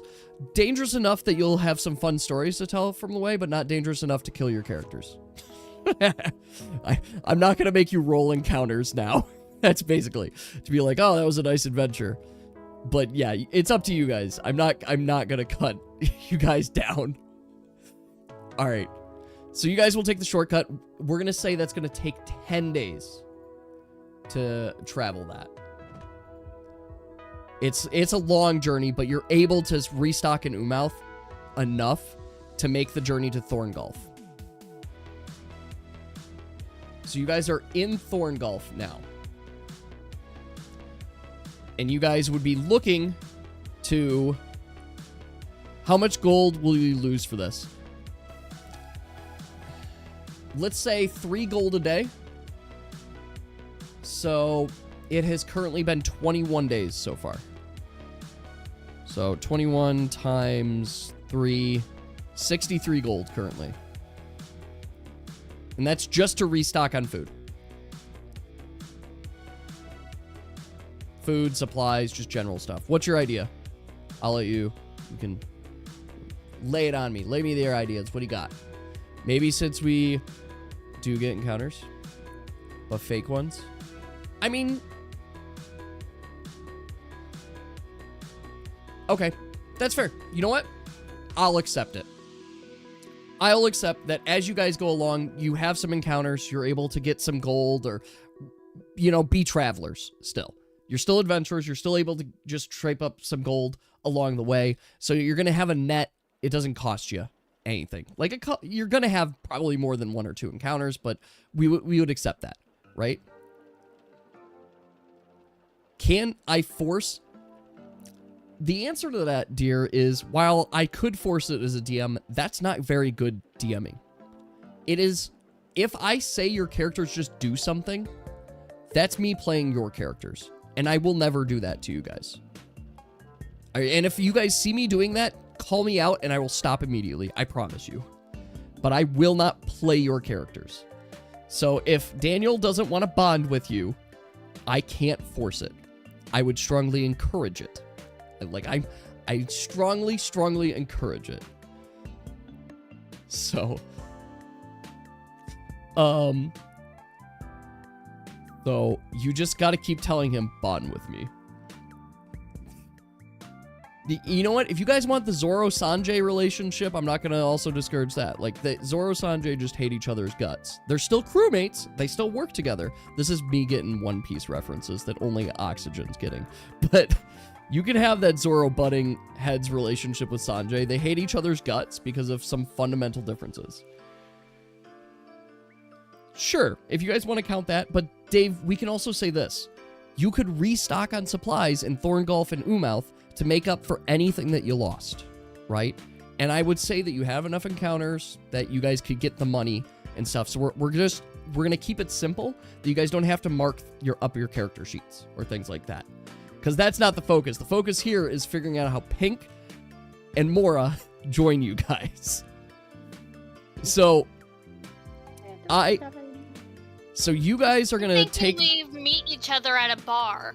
Well, I'm thinking specifically my character, maybe.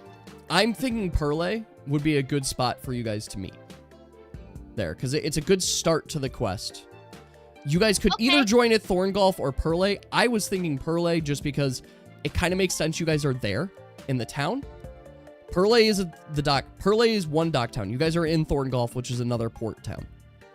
So you could take the boat from here to get to Perle. This travel is about 7 days. So, okay, let's do the travel to Perle. It's gonna be 7 days. Congratulations, guys. You moved from the month of Loran to the month of Nils. It is currently Nibusan's birthday. Or at least just past Nibusan's birthday. So, yeah, and here's why I'm tracking it this way. I'm looking at my calendar right now. This is the calendar. This is where group 2 is. Or group 1 is. This is group 2. We just added 7 days. This on the calendar in the month of Aeolus is when the star of Aeolus burns the brightest. Thus, it must be Nibusan's birthday. One of these 2 days, and it's up to Mora to decide, but this would be Nibusan's birthday. So you guys are currently at the 1st of Nils. So you're a whole month ahead right now.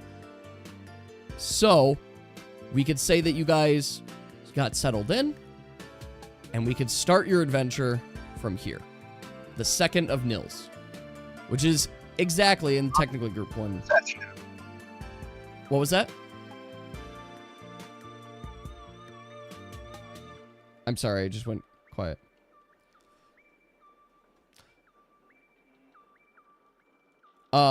Mora, actually, to answer your question, Aeolus is not the sun. On the next session, because we took ages to day law. Yeah, no. This was my intent for this session, was just this kind of discussion, right? Next session, Are we gonna be at a bar next session?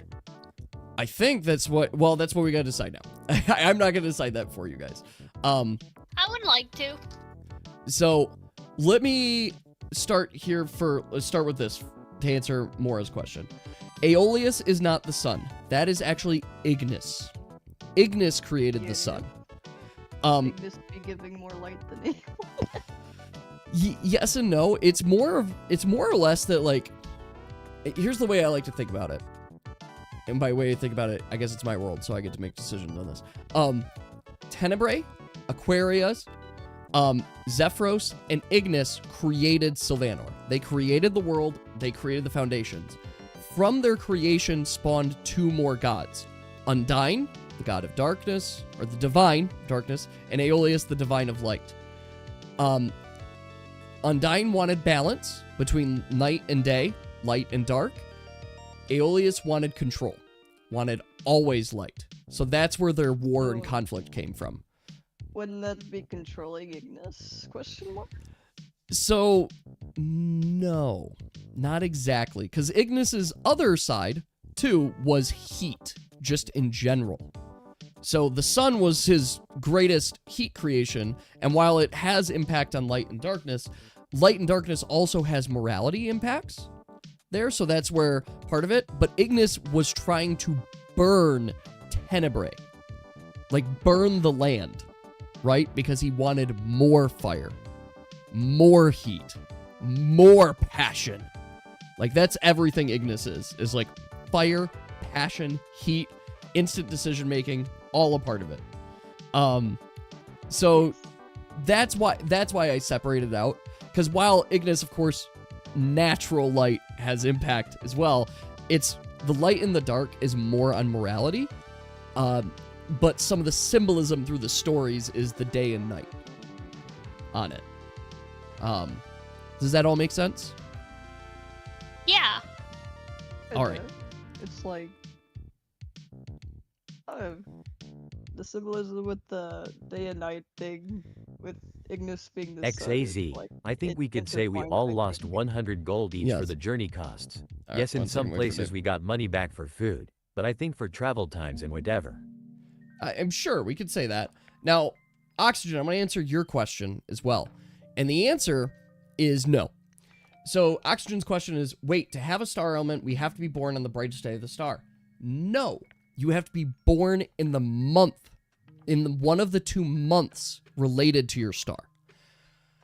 The individuals who are born on these dates gain special powers related to the star.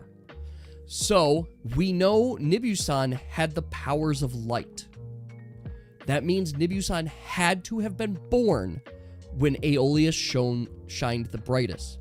Likewise, we know Nika has the powers of fire, meaning Nika had to have been born when Ignis was the brightest. There. Every other character, they were just born during the months. That's why these are known as the months of Aeolus, Loran and Nils. And you guys were in Namar, which were in the months of Tenebrae. Yes, Mora. For the brightness, or at least we track of thought, that's like basically the element benders kind of thing. Yes. Yeah. So, like, when it's brightest, that is exactly what it is. Those who are born on these days are the ones that are blessed directly, and they have the abilities of it, right? So, water, Aquaria, would create Aquamancers.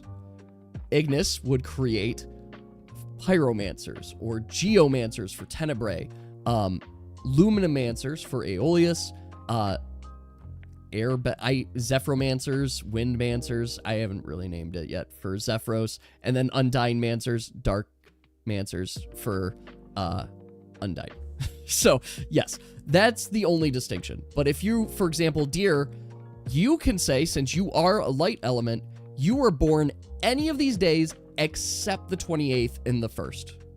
That's it. Those are the only 2 days you're allowed to say, you can't say you were born, but you're allowed to say any of these dates in here. O2 said a good name. I like that. I do like that. Aeromancers is an excellent name, so thank you. Yeah, Zephyromancer is really dumb. So I'm glad there. So yes, if you were born under the star, essentially, I like that better, Starborn. You're born on the 26th of Loran or Nils. Either of these months, you can be. I guess if everybody wants to pick out, great. So this is, you know, I'm going to fucking do it. I'm leaving a comment here. This is Augustine's birthday. All right, since we're here, does anybody else want to mark their birthday on the calendar? You can choose any dates. What months are yours? You're these ones, cause this is air. So yes, Pink, what do you want to mark for summer and for your new character? Maybe at the end of Is there of Namar, or which one for which character? is for Undyne? For Undyne, so there's Zinar and there's Dylanus. Zinar. Okay. All right, so I'll do that. I choose Orland 4th. Orland 4th. All right, so I'm gonna mark these. I'm catching them all. All right, so this is Oxygen birthday. There. All right, so you chose. Wait, what'd you choose, Dave? Orland 4. Okay. Orland 4 it is. All right, let's do that. Okay. Sorry, Salty, you said February 24th. So Salty, yours is different. Yours is different. You can be born whenever you want. Except the 29th. XAZ, what are the months for the water elements? The months for the water elements are Aquaria. So you got Kylar and Miran. Do you want to be Moran? Okay. I'm gonna check that off. You want to be Moran. What day in Moran? Do you want to be the 2nd in Moran? Do you want to be the 18th Moran? All days are your birthday. Every day is Salty's birthday. Yes. So lore-wise for Void Curse is you're always Undyne element, but you could be born at any time. There. Like any time you could be born. Even during when the stars are the brightest, because you're always just dark element, no matter what. Earth, Apple, Tenebrae. So you have Freyr and Namar.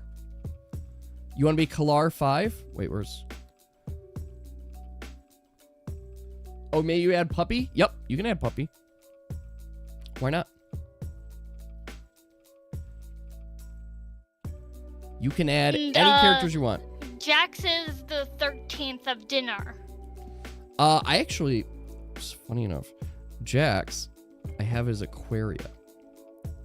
Ooh. And it's for double lore reasons, but one of which being that Kyler 12th is the it'd be very birthday of dangerous another if character, he came which I in think as you Undying. know. Kyler 12th. Okay, I'll mark that too.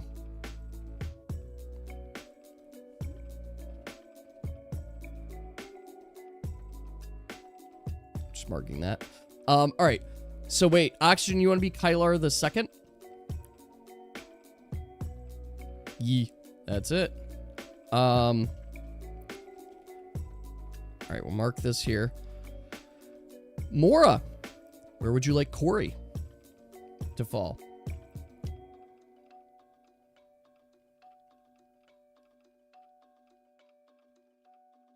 I guess I should ask. You want to be 22nd of Fair? Okay, so this is Artanis.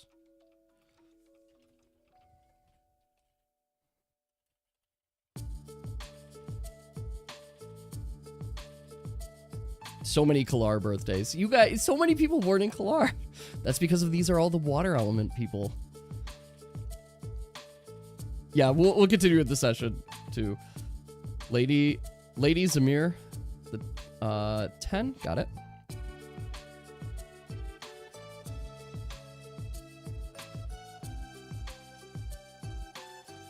All right, coming in here. Do holidays exist? We have to decide that as a group. But yes, they exist, and there's definitely celebrations for each of the stars in their months. Not on the dates, but there are definitely celebrations, and we have to decide that. All right. Yas, did you decide? I missed. You're in... Yas, are you in Brynja? What date in Brynja? Brynja 15. That's Yas's date.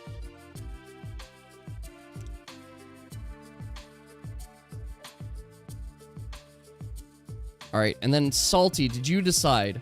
You wanted like a 24th. I'm sorry, I Why missed does it. majority live in winter place XZ? Why did the majority live in winter places? You would have to ask your group. I guess you guys all got bored of the winter places and just came to somewhere else. Okay, you know what makes more sense for the one you're introducing? Kind of curious the skills or guide the stars, for example. So, Mora, to answer your question, because I don't have the guides and skills yet, it's not gonna be so impactful that it's gonna hurt, right? There are going to be skills that are both supportive, aggressive, and defensive in each of the star elements, so that everything has uniqueness, but it also can be balanced to it. I don't want to force people to like metagame and be like, oh, I want to be this character, but I have to be Zephyros with this character, otherwise I'm making an inadequate character. No, you could, all of them are good there. So if you want to be Aquaria, if you want to be Zephyros, that's up to you. Pink, I will also ask you, for your character you're introducing, where in Ignis would you, or for your character you're introducing, where in Ignis did you want to mark your character's birthday? I'm going to mark this for... Maybe the 18th of Sylvie? 18th Sovi.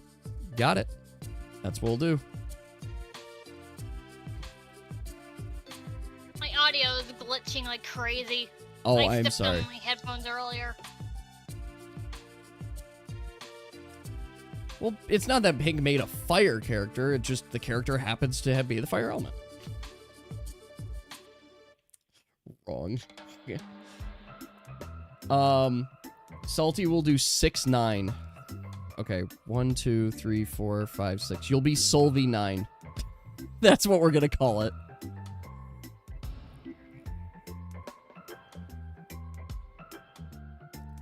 All right. Okay, so we've got Daniels, we've got Yasseris. Mora, have you decided? Did you want to be Zephyros or did you want to be Aquaria? The only one you can't be is Ignis. I guess you could be any of them, too. Dear, So it's up to you. if you make Agustin not be as rude and racist to Daniel anymore, he won't hate them that much. I think an in-game calendar would be a lot of fun.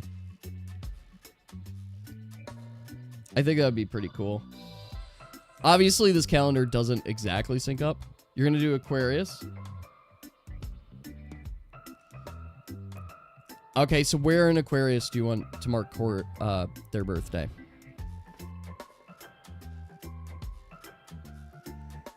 $20. Sounds good. 20, I guess. 20 Moran. I don't know if you want 20 here or if you want to be in Kalar. Natural 20. Oh. Oh, shit. I literally lost my chat from this. So since we are going to the place Connor was gonna tell Faniel to go, can we say that Connor sent Alex to tell me to go there? Yeah, we can say that. I think it's valid. Okay. So we'll do 20. I'm sorry. 20 M1. Got it.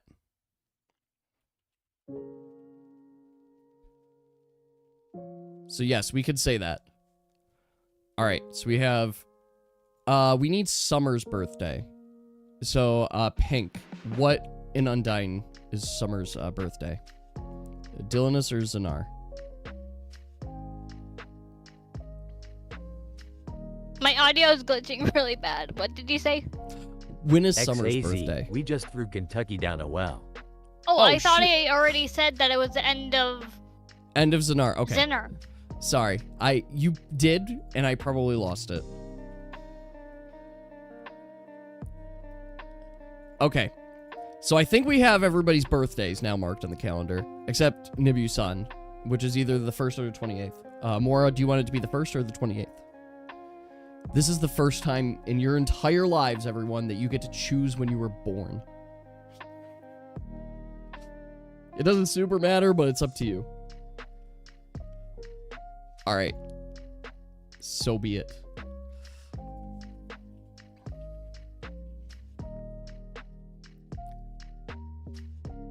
All right. We've got the calendar. Now, it's time for us to make official setup and introduction and everything there. So, you guys head to the nearest town, favor run. We're going to say, Alex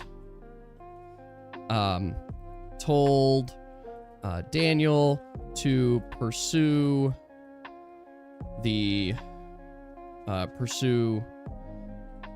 Razum from instructions from Razum. Then the group made their journey. That's what we're gonna do here. We're basically gonna say the group made a long journey to Hurley.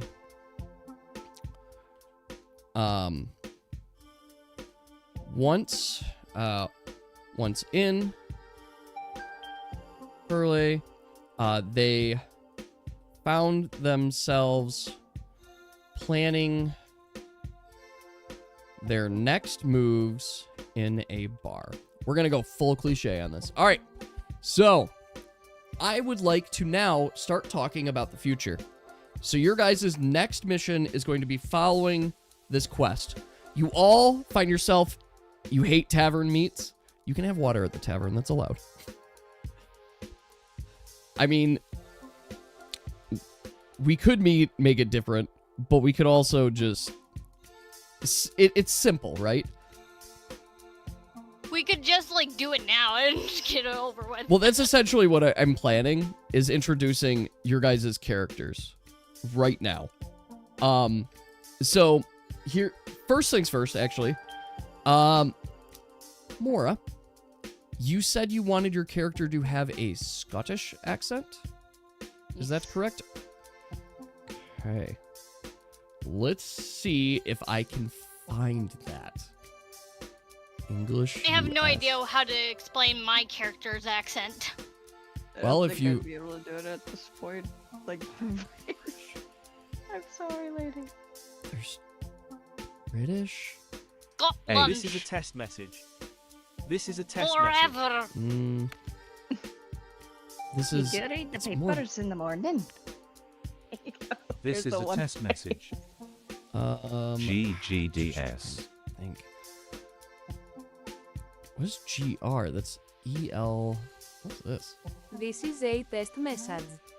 I'm trying to. So here's what I'm looking at. I'm looking at all the languages from Google, because this is what I need to do to change your TTS to match the voice. So these first two characters are the language it's in. This is then the country that's speaking said language, and then it's whatever voice. So when I go down here, these are English speaking languages. AU is Australian. So This is a test message. like I could do that. I've got GB is Great Britain, which is like the closest. It also, is your character male or female? I assumed it was male, but I wanted to double check. This is a test message. Wow. Glory is female. Okay, just verify, because that could be male or female. This is a test message. Okay, But I'm as dumb as can be. You want to make Lady Russian? We could do that. excellent. Yeah. This is a test message. The problem is, okay, here's what I'm gonna look up a Scottish, or see if they have one. Google Scottish accent TTS. Scottish accent. Go fuck yourself. Can Daniel have a Texian cowboy accent? I will see. Scottish accent generator. Oh no. This is gonna be a paid service. Supported voices and languages. Let's see here. This is kind of what I'm looking for.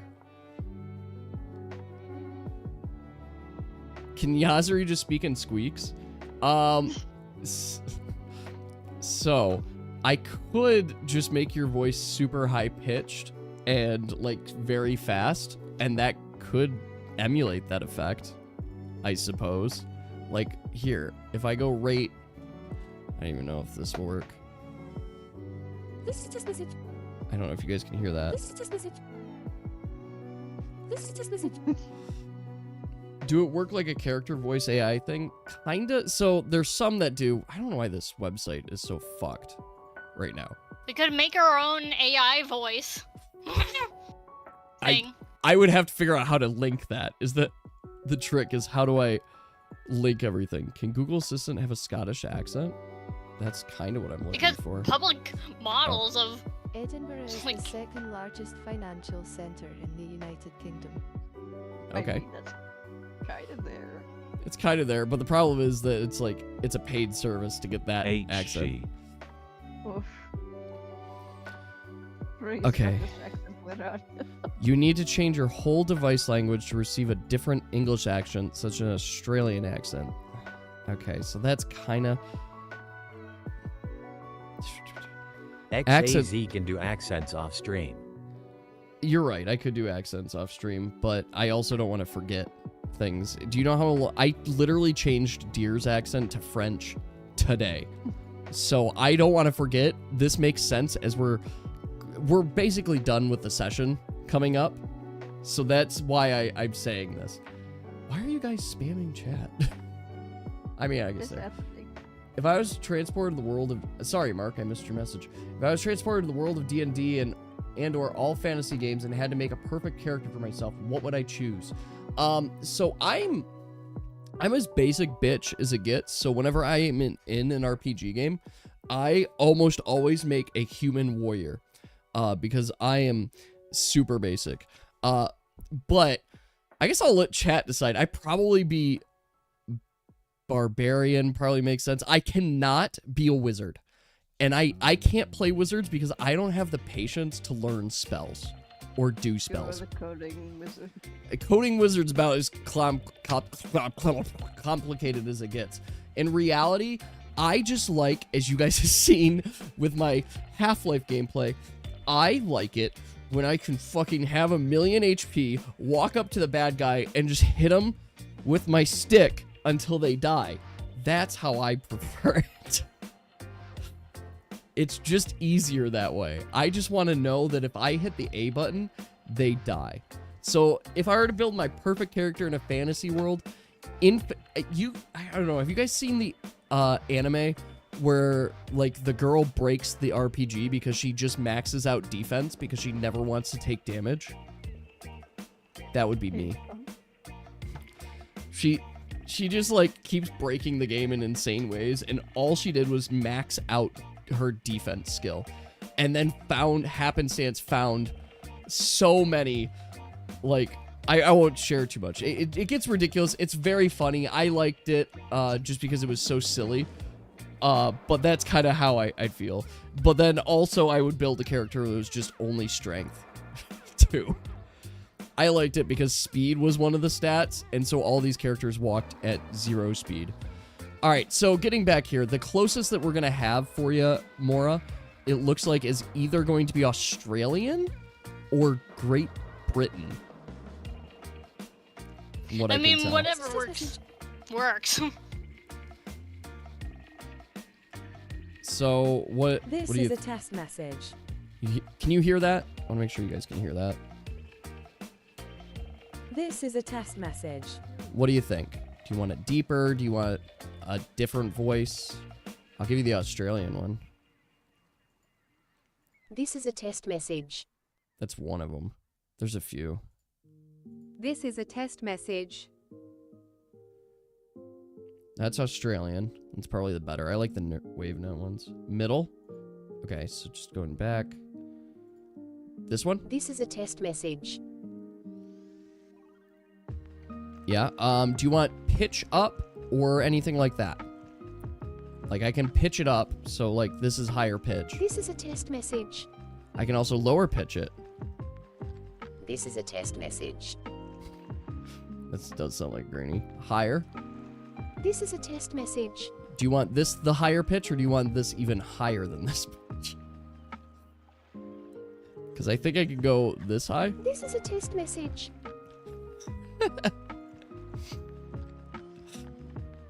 Which would be very funny as we're going. Okay, that's what we'll do. That's how your character will speak. So while this is a good opportunity as well for you guys to talk a little bit, I'd like the group to kind of talk about your roles as characters. So as we come into here, I want you to classify it. Everybody, including Daniel, Augustine, and Oxygen, I would like you all to go through and explain 2 parts of your character. In combat, do you fill a DPS, tank, healer, or support role? And in role-playing, do you play more of a support? Or like, where do you see your strengths in the role-playing based on your character? So let's start, I'll start with Pink. Would you like to talk with your new character? Where do you see your strengths? Where is your character fitting in? Meantime, I gotta find, here's more. If you are speaking, you are currently muted. And it's not working. Sorry, my headphones are glitchy. You are perfectly fine. I just wanted you to know. Alright. That should fix that. Would consider her maybe tank? Tank, okay.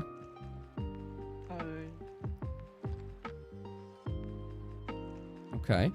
So more of a tank, and then out of combat, where would you say is your specialty? Maybe... I don't know. This is a test message. Is that what you want, lady? I'm getting your voices now. And you don't have to have all answers now. This is a test message. We don't want too many support. We want to make sure we have a balance of healing, damage, is a test message. and tank. This is a test Meow. message. Maybe she can be like somewhat of a support out of battle. This is a test message. How's that? You want this? This is I a slowed it test down a little bit message. and made it lower. So is this what you would like for your voice? This is a test message. All right. Which one?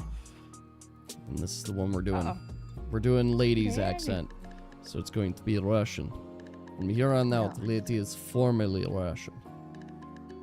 Specifically with WaveNet-A female. The Ami considered superior DPS. character I have does not look like it has Are you, healing dear, abilities that's for yet. you to decide. Are you considered support or DPS?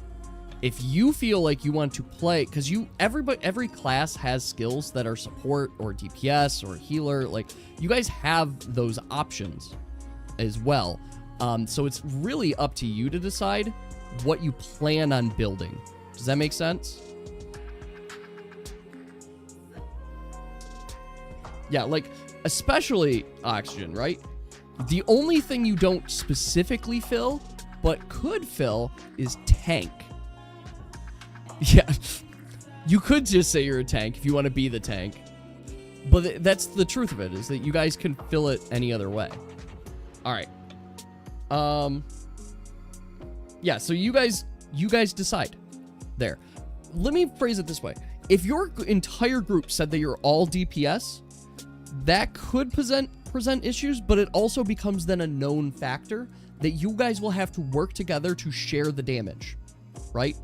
Like, that's just what's going to have to be. Or if your whole group decide you're, like, healers, I mean, I guess it's a circle jerk healer party or something. Like, you guys can work that out. Healer frontline. We are going to heal them through pain. So, like... Oh, go ahead. It works when you're, like, when it gets dark and stuff, just heal them to death. Just heal them to death, basically. Finally, I fixed my problem. I mean, Yas, if they had an all DPS party, they would be introduced to area of effect spells very quickly. My worry is the all tank party. How is this the first time I've said circle jerk? I don't think this is the first time I've said circle jerk, but maybe. Legit, can you make every character? Yes, you legit can. All right. Did anybody else want to modify their TTS voices while I'm here? Yeah, for my character. I Yes. think I've done it for you, the voice. I've been trying to Meow. practice it. Can you do it again? Can you give me an example again? Reality. And it's kind of more in this, like, kind of southern. Kind of. Oh, right. Dave wanted southern. I don't know. I if said I there's want Daniel to Yeah, have a southern but cowboy, there's gonna be a bunch Texan of maybe friends, huh? accent. But that's not that important, RN. It's hard to this keep just an straight up doesn't accent. work. It can be, yes. Okay, this one straight up didn't work. This is a test message. Daniel, is this what you Ain't wanted? that guy? This is a test message. Everyone's gonna get along just fine. Because if I slow it down, I can really slow it down. This is a test message. Oh no. So how you listen to Daniel all the time? Maybe we make it a little bit lower. This is a test message. No, that sounded whiny. This is a test message. What do you think? I got this one. It's a bit of slow talking. If I make it regular rate. This is a test message. Okay, that's kind of... I wasn't sure if you'd completely hate it or be like, oh, you know what, I like it. Yeah, that's fair. I don't know if they're specifically Southern accents, because TTS is designed to be understandable speech, and I understand that some people don't understand the Southern drawl. They don't get us simple country folk around here. They don't understand our ways, y'all. So anyway, I was buttering my biscuit, and all of a sudden, I just started looking out in the distance, and I saw one of them scarecrows. Oh, damn. She was honking with them racking, and that's how she be. You hear me right? All right. That's about as Southern as you get from me. We I need to am put Keith in the RPG. Keith in the RPG. You can't. We could go down south to the land of the Kingdom of Spring. We'll teach you about them hoodams. Just practice it enough, maybe I'll get it. People. But she's just a fine gal. So, long story short, I don't seem to have a southern draw TTS accent. Anything works, really. Alright, so we'll just keep it I'm as trying is my for right now. best. That's fine. It's like we literally don't have to like have the accents in here and stuff. Trying. It's primarily for those that don't want to speak during stream. I want to give you guys a voice. Speaking of giving you a voice, I'm going to immediately take it away and give it back. So I am taking away. So no TTS is working. And then So, just like die. There we go. Now it's golly, working. golly, everything's gonna be just fine. All right, If I let's do see. it in this It's tone, booted. maybe it'll work. New TTS should be on, although it's only working for group 2 because that's all I've enabled so It's far. just like removing the So Mora, you want to try it? drawl. Give me some copy pasta. I'll just. Just say this is a test message, or I love just hot chocolate.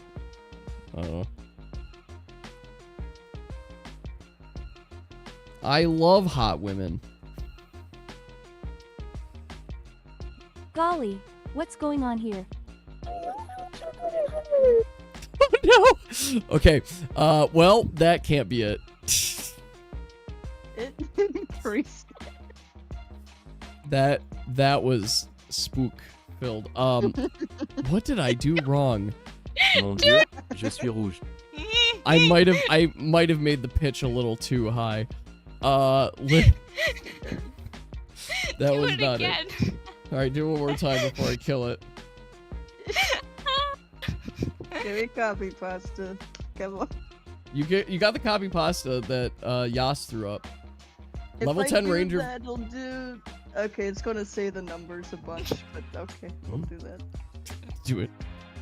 Maybe it'll. Hey Mark, level 10 ranger. Ooh. See, I kind of like that. I like that you're set up. Level 1 sorcerer for splash of cantrips. I like that. I like that idea. You get all your cantrips. It's like flanderized anime girl voice.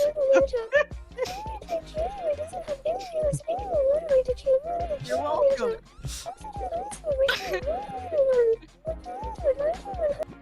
I killed the bot. All right, let's try this one again. Crying. So all I did was I pitched it down a little bit, but I also sped it up a little bit, which might get the same effect. Maybe try making mine a little bit more deeper. I can Just do like that. a few semitones deeper. Yeah, I can do that. All right, give us another post, but maybe not a copy pasta post. I knew it was gonna do that. All right. I also gotta find Pink. Pink, you're here. Let's make you regular speed and just a little bit deeper. That's what we'll do. Pinch deeper. All right, I'm ready. I'm so ready. I don't know what to expect. Radius Hobwoman 3. Not bad. You know what? Not bad. All right. All right, Pink. I'm making an adjustment for yours. Good to meet ya. Give We're it a going go. to be good pals, I can tell. Okay. There you go. Good enough. All right. Make Pink Chipmunk. No. Gay We sex just tried is Chipmunk. overrated. Oh, wow. You don't believe that. Make Yas Chipmunk. Full Chipmunk, full speed. I want to spoil my character's design so bad. Well, we're I gonna want to show people. Well, we're gonna start with the pictures of your guys' characters. You better just show. I'm the just one showing that the picture. I'm just showing the Yes, one picture. I know. Making sure that it's the right one. Yeah, it should be. Yes. All right. So Yes. let's start here. So, Pink, would you like to introduce your brand new character to the group? This is a new character. Just opened town of Salem too, so I am gonna do some gaming there. Her name is Amelia Rose. She's just a lovely gal. I guess I can't really do her first idea of her accent. Keeping an accent seems to be a little bit harder than I thought. Okay. Like a predetermined phrase before I can do it. My brain That's- is so... That's Yeah, fair. how I have to do it is I always have to go, well, golly, because I gotta kind of get into that voice. That I was basically just like, I'm going to try to repeat a voice off of a Adult Swim character and try to go, okay, how am I going to make this original? Yes. do this verse if you like. Yes. Well, golly, everything's gonna be fine. If I just talk like this, everything's gonna be fine. All right. So, this I'm is just a normal gal. normal And gal. her details are amazing. I am so happy with how I drew them. Oh, it looks fantastic. So yes, this is Amelia Rose. So next, Mora, would you like to introduce your character? Actually, it looks like I can go. Your character. It is Crocodile. And what is Corey? Not class, but what race is Corey? A reindeer. Reindeer. He's so cute. So this is This Corey. was decided for a long time before you joined. Yes. Oh, Corey Real. Yeah, Corey Real. Corey is now joining our campaign. Stole your image. Yes. Now you're not the only deer suffer. Not the only deer. You're Golly, both deer. just two little deer. You can see why she is cold resist. Yes, you could probably see why she cold resist. You will learn more and more about Corey and Amelia Rose as you guys go on. Let me say that what you see here for both of these characters, there is obviously more that meets the eye, but I will let both of them reveal those parts of themselves in the actual journeys. Ew. Yep. Okay, so here's what we're going to say for next session for the future. You guys are all working together to track down the group or associated with Razum that ultimately gave the Manic Mage an amulet powerful enough to take control of Lao Shao Ren, and figure out exactly what that entails, if more of these amulets exist, or what their ultimate plans were. What you know for a fact is that it must have come from someone clearly powerful, but you have no certainty who, and you know somebody by the name of Razum seems to be calling some of the shots here. Do a backflip? Maybe I we fall on my could face. do a quick, let's get all drunk and... If you guys just want to for do a silly drunk funny. bar scene, Then you can. the That's quickest valid. bar scene. Everybody is drinking beer and Corey is just drinking cocoa. I would All love right. to just do like a total crap pose. So, as you guys know, at one point in time, I had planned that maybe all the groups would meet. As such, one of the things that I did was clearly reprogramming the code an option for all of your guys' TTS to work at the same time. So I just turned that on right now. So everybody's TTS commands, including group ones, work. So, lady, would you like to test out your new voice? Shit.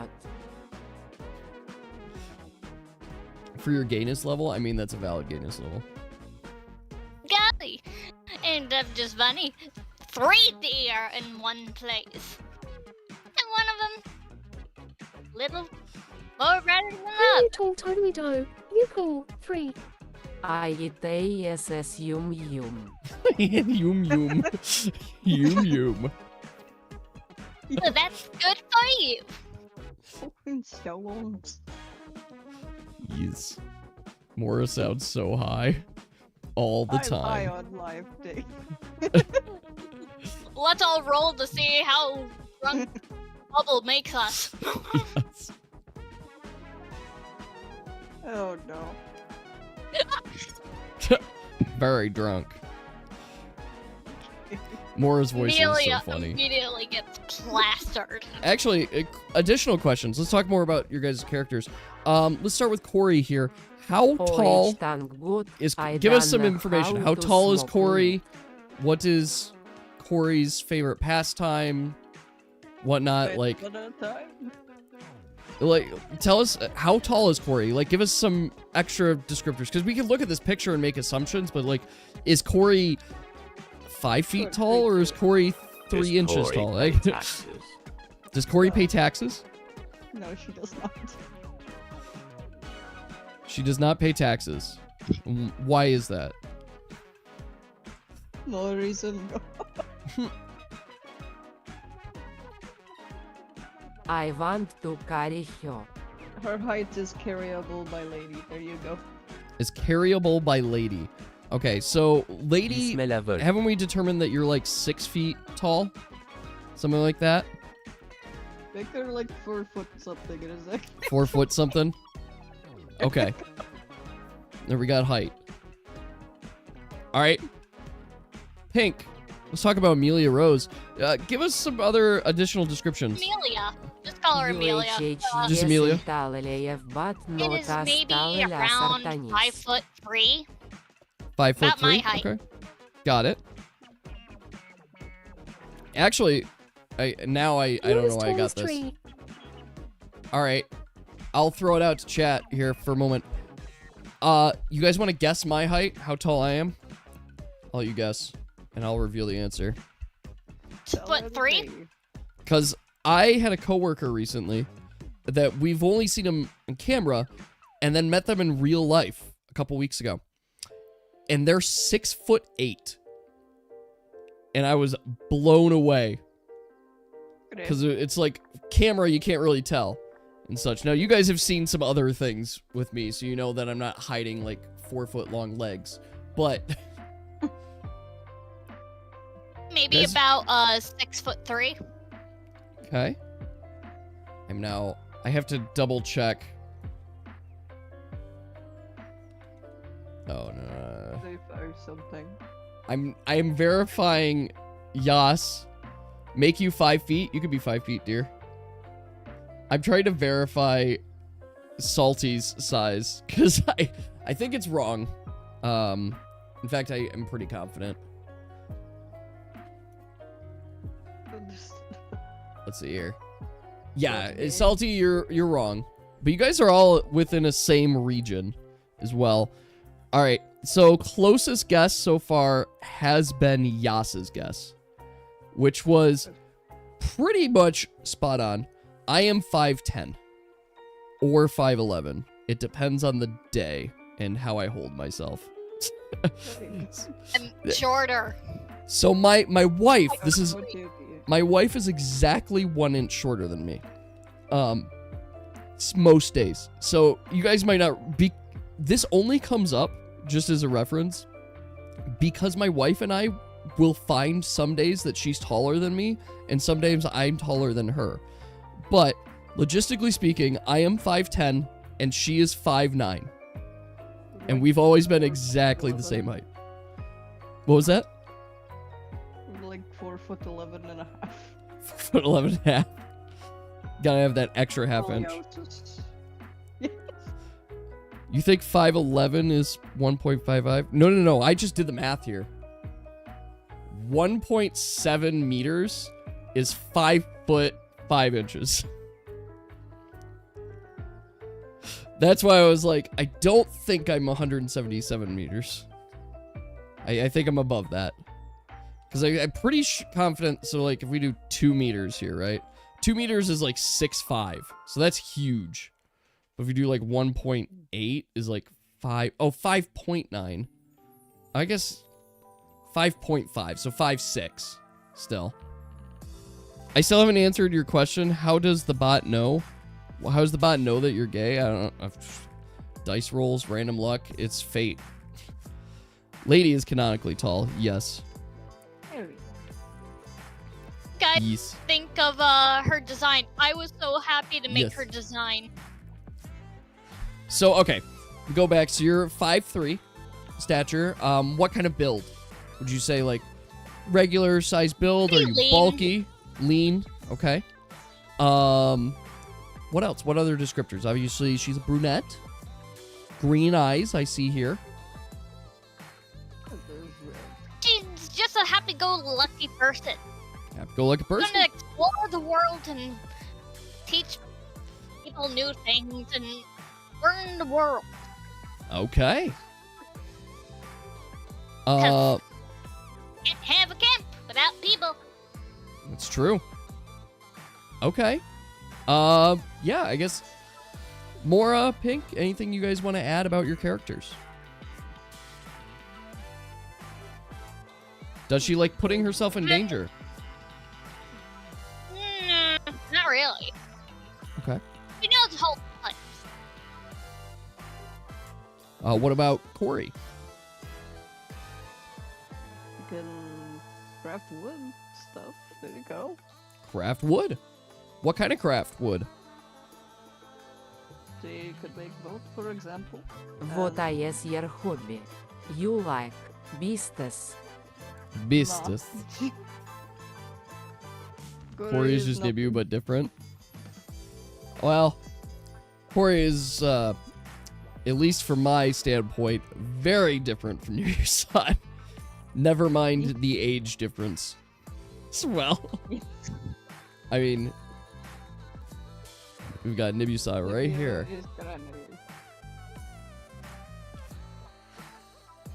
Lady Propscarhio. Probably. Yes. Lady, you shall be praised. Look. She has little socks. Hello. Oops. Whoops.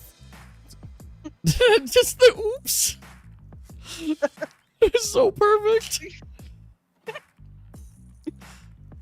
Звездочка Дис. Oops. Come back, please. No. Yeah, the oops is very different hit from Oxygen. We're gonna be okay. Let's adventure. Oops. Non regretteras. Oops.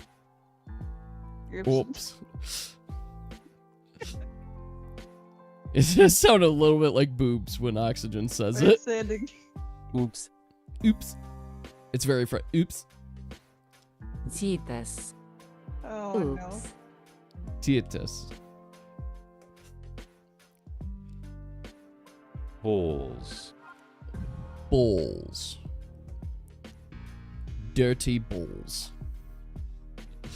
TTs? TTs.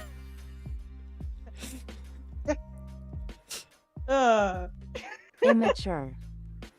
Are you guys naughty? Where have we gone?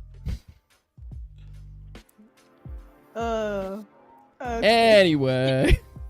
Okay. So for next session, here's what you guys can plan out as you guys are discussing here.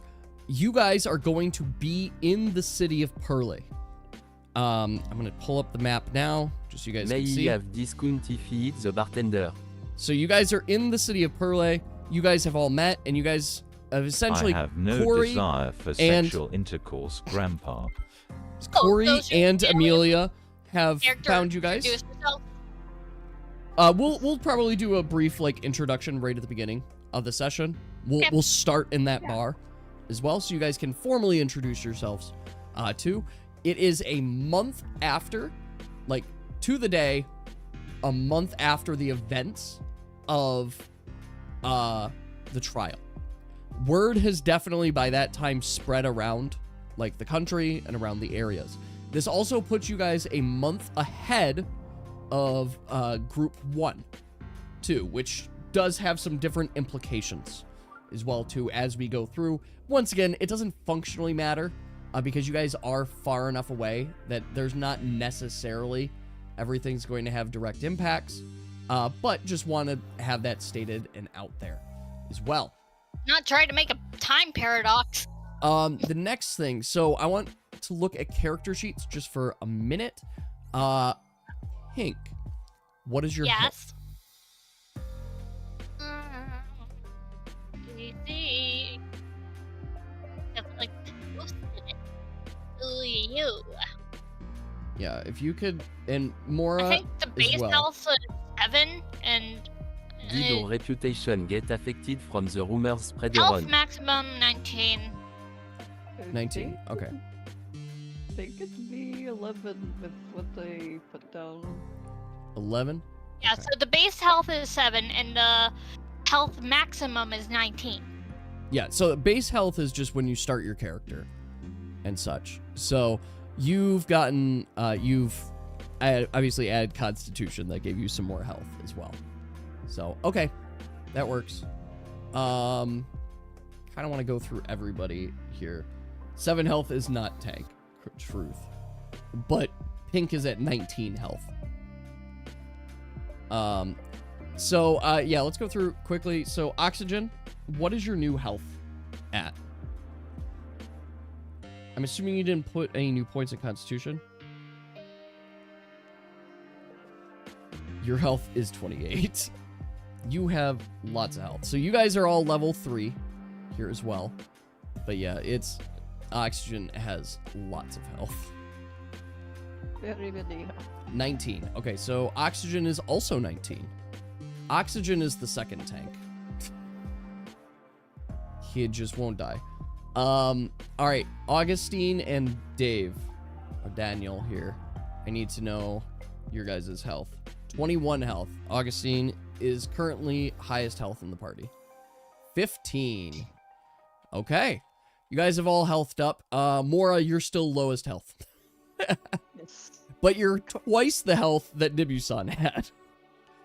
Hey, they're... Grandpa might die soon. I mean, that's up to you, I guess, Oxygen. It is up to you to decide when that happens. When he dies of old age. At which point we would then make you a new character. It's his medic. The most added thing, Amelia just gets to know this old lizard and then just watches him pass away and just goes, Dies in the bar. oh well, anyways. All right. So yes, we'll be continuing next session from there. Obviously, you guys can plan and prepare for it, but you can note that you are now in this brand new location of Perle. Now, next session will be 2 weeks from today as well, provided that works for everybody. I am now just making assumptions, and I'm trying to get Fridays off. Let me double check here. Let me double check my calendar. 15th of Friday. Honestly, with how my scheduling works, it would be beneficial to plan ahead. Okay. So let's see. Sorry, I did not mean to interrupt you. It's okay. It's like, we have a scheduling sheet thing, like you can request off, but you can only do it in a certain time frame, like far enough ahead. Okay, so I am looking at that week. So just as a heads up for everybody here, my next 2 weeks, I am not going to have Wednesday streams. It looks like I'm going to have Monday streams. There, just based on my wife's work schedule. So I'm going to have the 9th and 16th I'm going to be streaming there. So I'll be back on Monday. Then Monday and Friday, to be clear. So 13th I'm streaming. That is going to be group 1. So the 20th, you want to call for this group? For next session? I'll have Fridays off, but with Mondays I'd have to see. Okay. Maybe we could try to see if you could work out anything with Monday. No pressure if you can't. Yeah. The group has to let me know, right? I would like to try to see. Yeah, group 1, not Monday. Sorry. 15th of Monday. No, group 1's Friday. So Fridays are better for Oxygen. As well. So, okay. Well, I know. Yeah, no, yes, you can make plans. It's not a group 1. I'm sorry. 16th though? I'm sh- Because what does Oxygen have on the 16th on Monday?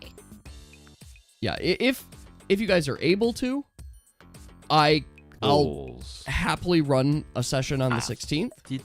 But I think right now, let's just plan on the 20th. Right, that's Friday. We know it works for everybody, so let's just keep it at that. Balls.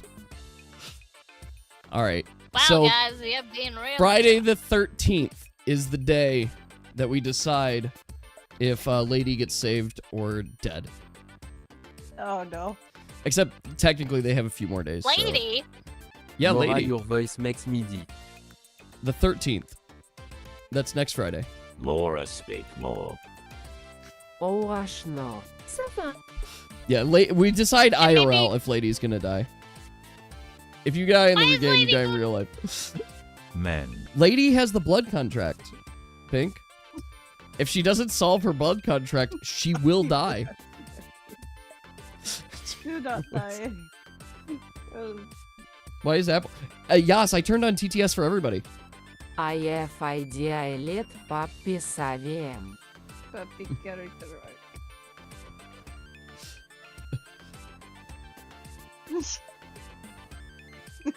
Death is not healthy. Anyways, Why I is... can't wait to Don't do that.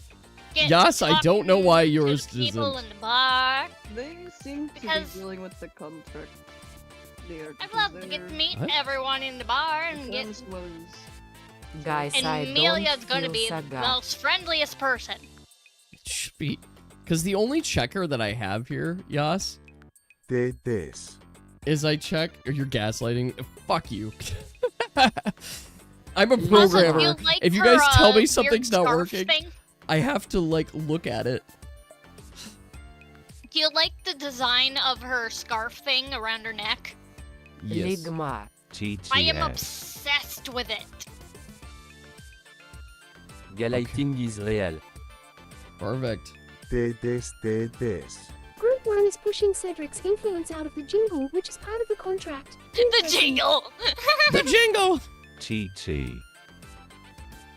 I hope I don't deligma balls. Booze. Why did it say it like that? It's no kid Boss. instead of jungle. Boo. She has to say jingle. Inside the jungle. Welcome. Welcome to the jingle. Bobas.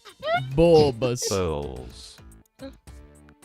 Bulbasaur! Lisa is fucked Ligma balls. Boobs. Balls. Bulbasaur. Snowball's laughing Do you face. want me to increase the frequency of your voice, Yas? I can. Ima nature boof. Taxes. Maybe as a joke, make mine British for. Like, we can make voice changes. I just need people to send me what they want, and I can make adjustments. This is off the right. I don't think It's just great. Wait, we can give Google you a might voice have like the mine. voice. Well, I can make pitches higher, too. I know that. No, much. I mean like, kind of like in the sense of like British accent, Scottish accent. Oh, yeah. If only. I know TMG wanted me to basically use Regula the queen because I from fell what was her down name? the stairs. From Wait, that is Cookie not Run how Kingdom. IT Golden works. cheese.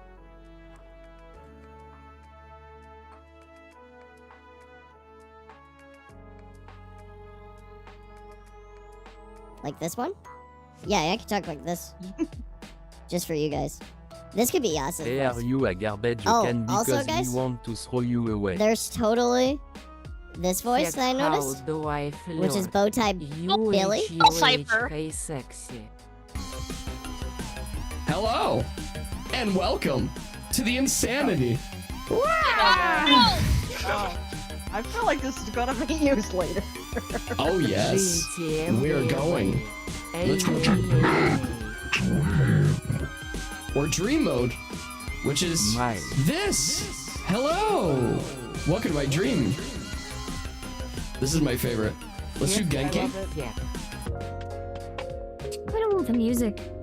I'm gonna Xazaviar off make background voice effects. depuis Xazaviar. So, women voices don't usually work for me because my voice is too low. Σαθείς δεν To start with. αμάβλε voice. Is there a marble voice? Why? I don't know if there's marble. Oh, this proto. Click Proto. Hello. How are you? Oh, but I want to be Sans. Or Sens. You can, if you were a snowflake, won't be the one ID catch on Martung.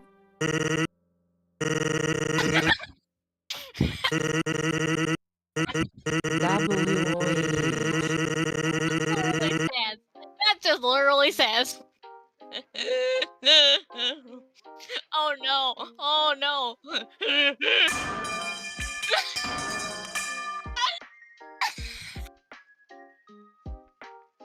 Ouch. Okay. I think I So real. UHHH Flirtbeer. I need you Vaitino. Just a metal pipe and literally Sans. It's just literally. Barbarian. Wait, no. Hello. Oh shit. They were turn off the music. That's good. I got barbarian. Myself? What? Excuse me? Pardon me? Despite hating sex, Grandpa That was has funny. W Riz. Trailer guy? All this good work. There you go. No, I will eat Augustine 100%. Alright, I'm He heading came out. out. Have fun, boys. Alright. I know. Thanks for hopping on. We're glad to have you. I am hungry. Have a good night. Way to play around with voices. I will For a also little eat bit. Augustine just because. I think it's time. Are you ready for the next intense adventure? No, Sounds no, like the no. voice of the murder I'm hungry. trivia host from Murder. Probably. Xazaviar make my voice depuis Xazaviar. You want me to make your 2 pitches higher? Hello. Okay. I can do that. Oh, let me, Oh, there's a Giga Chad. I want to be Giga Chad. Oh no. Hell yeah, brother. Data is Z2. Oh no. Yeah. Here we go. It's mostly the music. Oh, I can change my voice, Literally my just the age, meme. intelligence. It is just the meme. Dino, Wait, no, I that got is chat not too! that. you spilled this tooth. Evil monster. Sorry. Where did NOWHER that go? Where did that Big go up back? monster. You just sound like an engine. Oh, it's going. Oh no. Hello. Welcome to my stream, Senpai. I hope this is up to your Fake no. liking. Yes. Did Rose continue? Ooh, these are some new ones. Oh, I they're got good for one that's games. interesting. The Invader. Oh, this is what we need. Trash mic. Oh my god.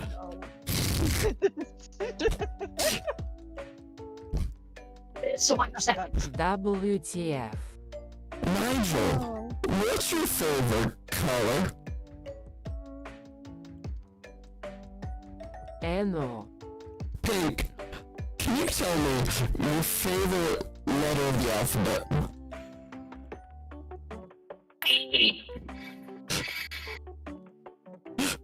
The voices. This is a stream. The mitochondria is the powerhouse of the cell. Get a better mic, stupid no. Блять. Fair. This is just what it sounds like to have a bad mic. Yeah, basically. So, Blast. oh, we can find Marcus again. Maybe we find Marcus. There's so many voices now. Who the hell They is weren't this many Marcus? before. Блять. I am going to steal your mitochondria, Marcus. Alright, Quasi este So, deine Lieblingsfach oder da? that's true. I can Я let's pitch ем up your voice. задницу. I can do I that. also have Chad. Nice.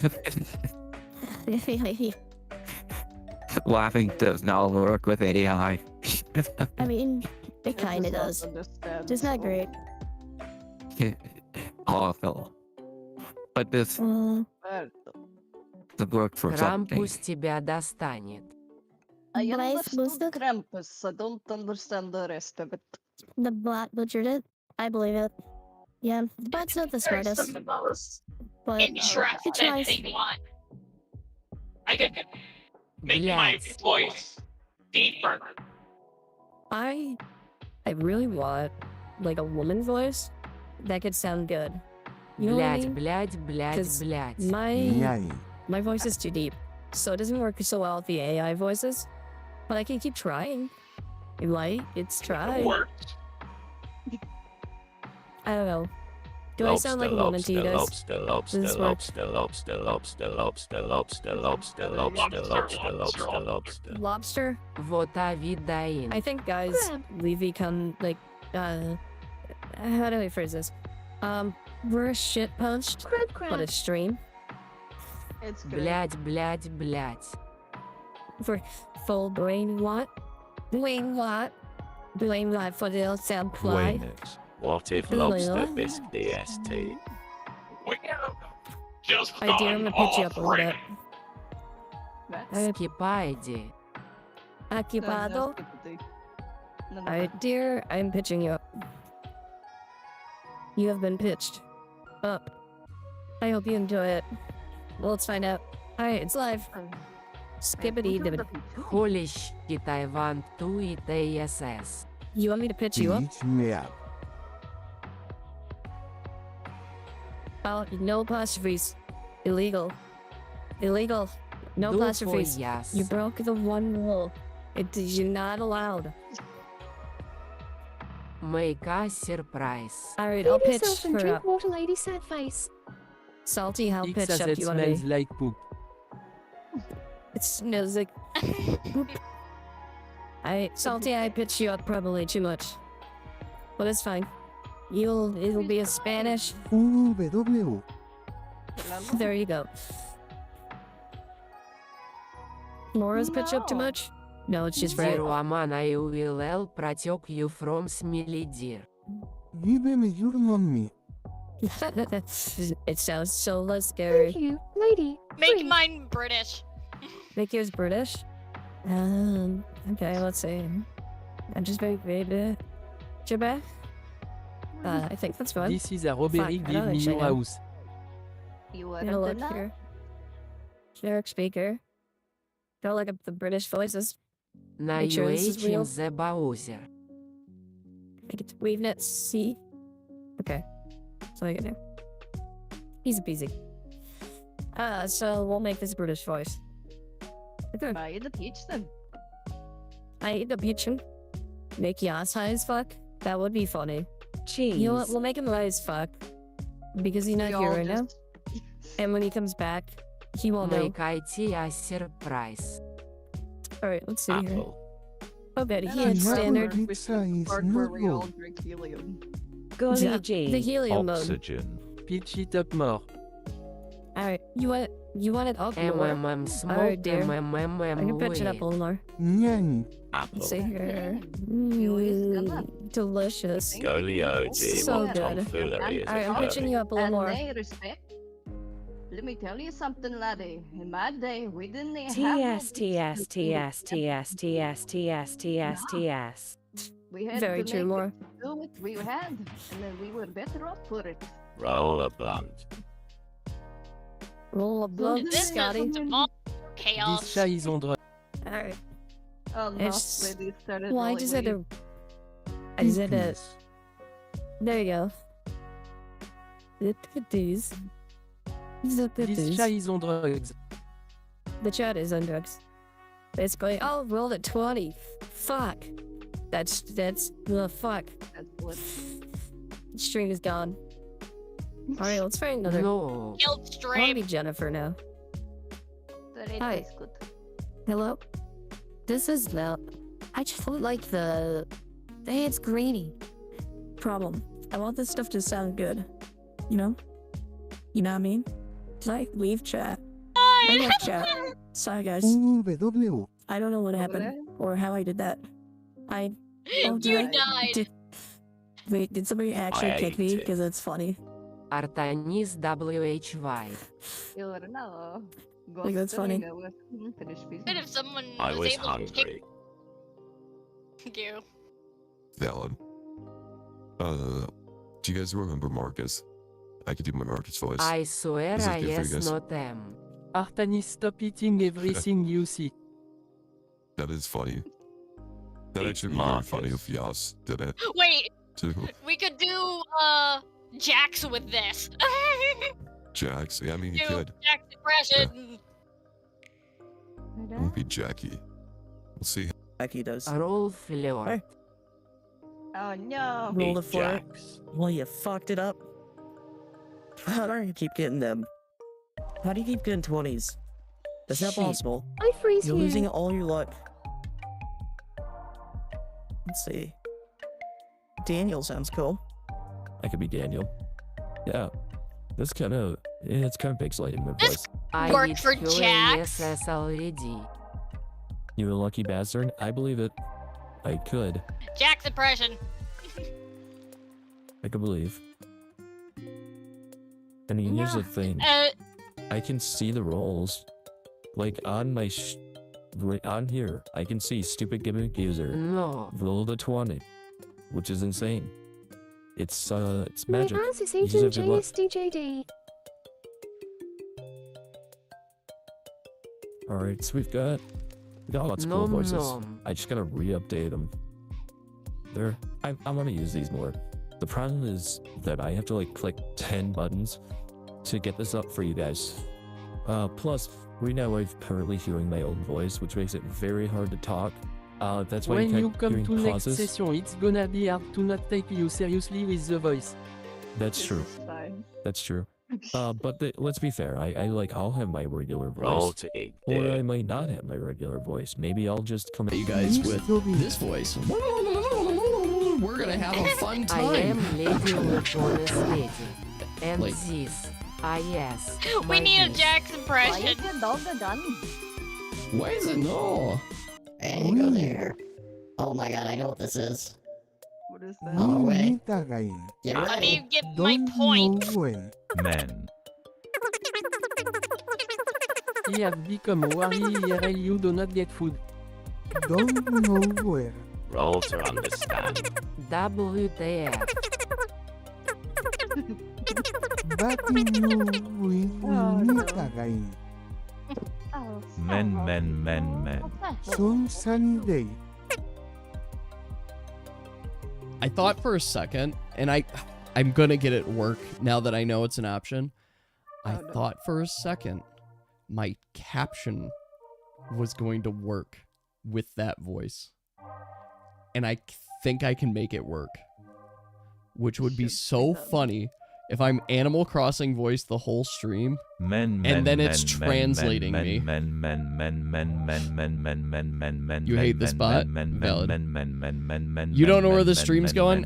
This stream's going to nonsense because we basically finished our mission. So now we can just get to fuck around. We could just do our scene. But we are Everyone basically is at the here. end here. That's true. But, And it could just be told nonsense This stream because went it's a to bar scene. I We could just DK explain it will as Alright. being this drunk. stream going. Truth. Alright, so I'm killing the bot. I'm killing the bot. And I think it's time, folks. I think it's time to end stream formally. So, first things No first. Jax impression. No Jax impression. I want to say I'm really happy with how this session turned out. Thank you all for your candor and participation in this because we made it. I think we did well. I think we're in a good place and we're ready for the next steps on story. So I'm excited. I'm really excited for what happens next and for our next session. And I'm excited for you guys to show off your characters and such. We have made the progress and we have smoked the weed. Exactly. The two things we need to do. So, with that, that's going to be end for tonight. Next stream is going to be on Monday. It's not going to be a Wednesday stream. It's going to be a Monday. You only have to wait for me like 3 days. 3 days, and you guys get to hang out with me again. I am going to be doing, finishing up Half-Life, I believe. I think I'm finishing it up, too. So, I think we'll do that. And then group 1 will be on Friday. And then the Monday after, if it could work, we could do group 2. But otherwise, I think let's hold on the 20th, and I'll just play on another game on Monday. So, sound like a good plan for everybody? Know what's going down? Good. All right. Be patient. So, thank you all for joining me. I hope everyone has a fantastic weekend. Obviously, I will be in the Discord. I'll be hanging out. But until next time, I hope everyone has a fantastic weekend. And I'll be seeing all of you guys next week. So, bye-bye, everybody. We're going to roll credits. I like cats. All right. See you later.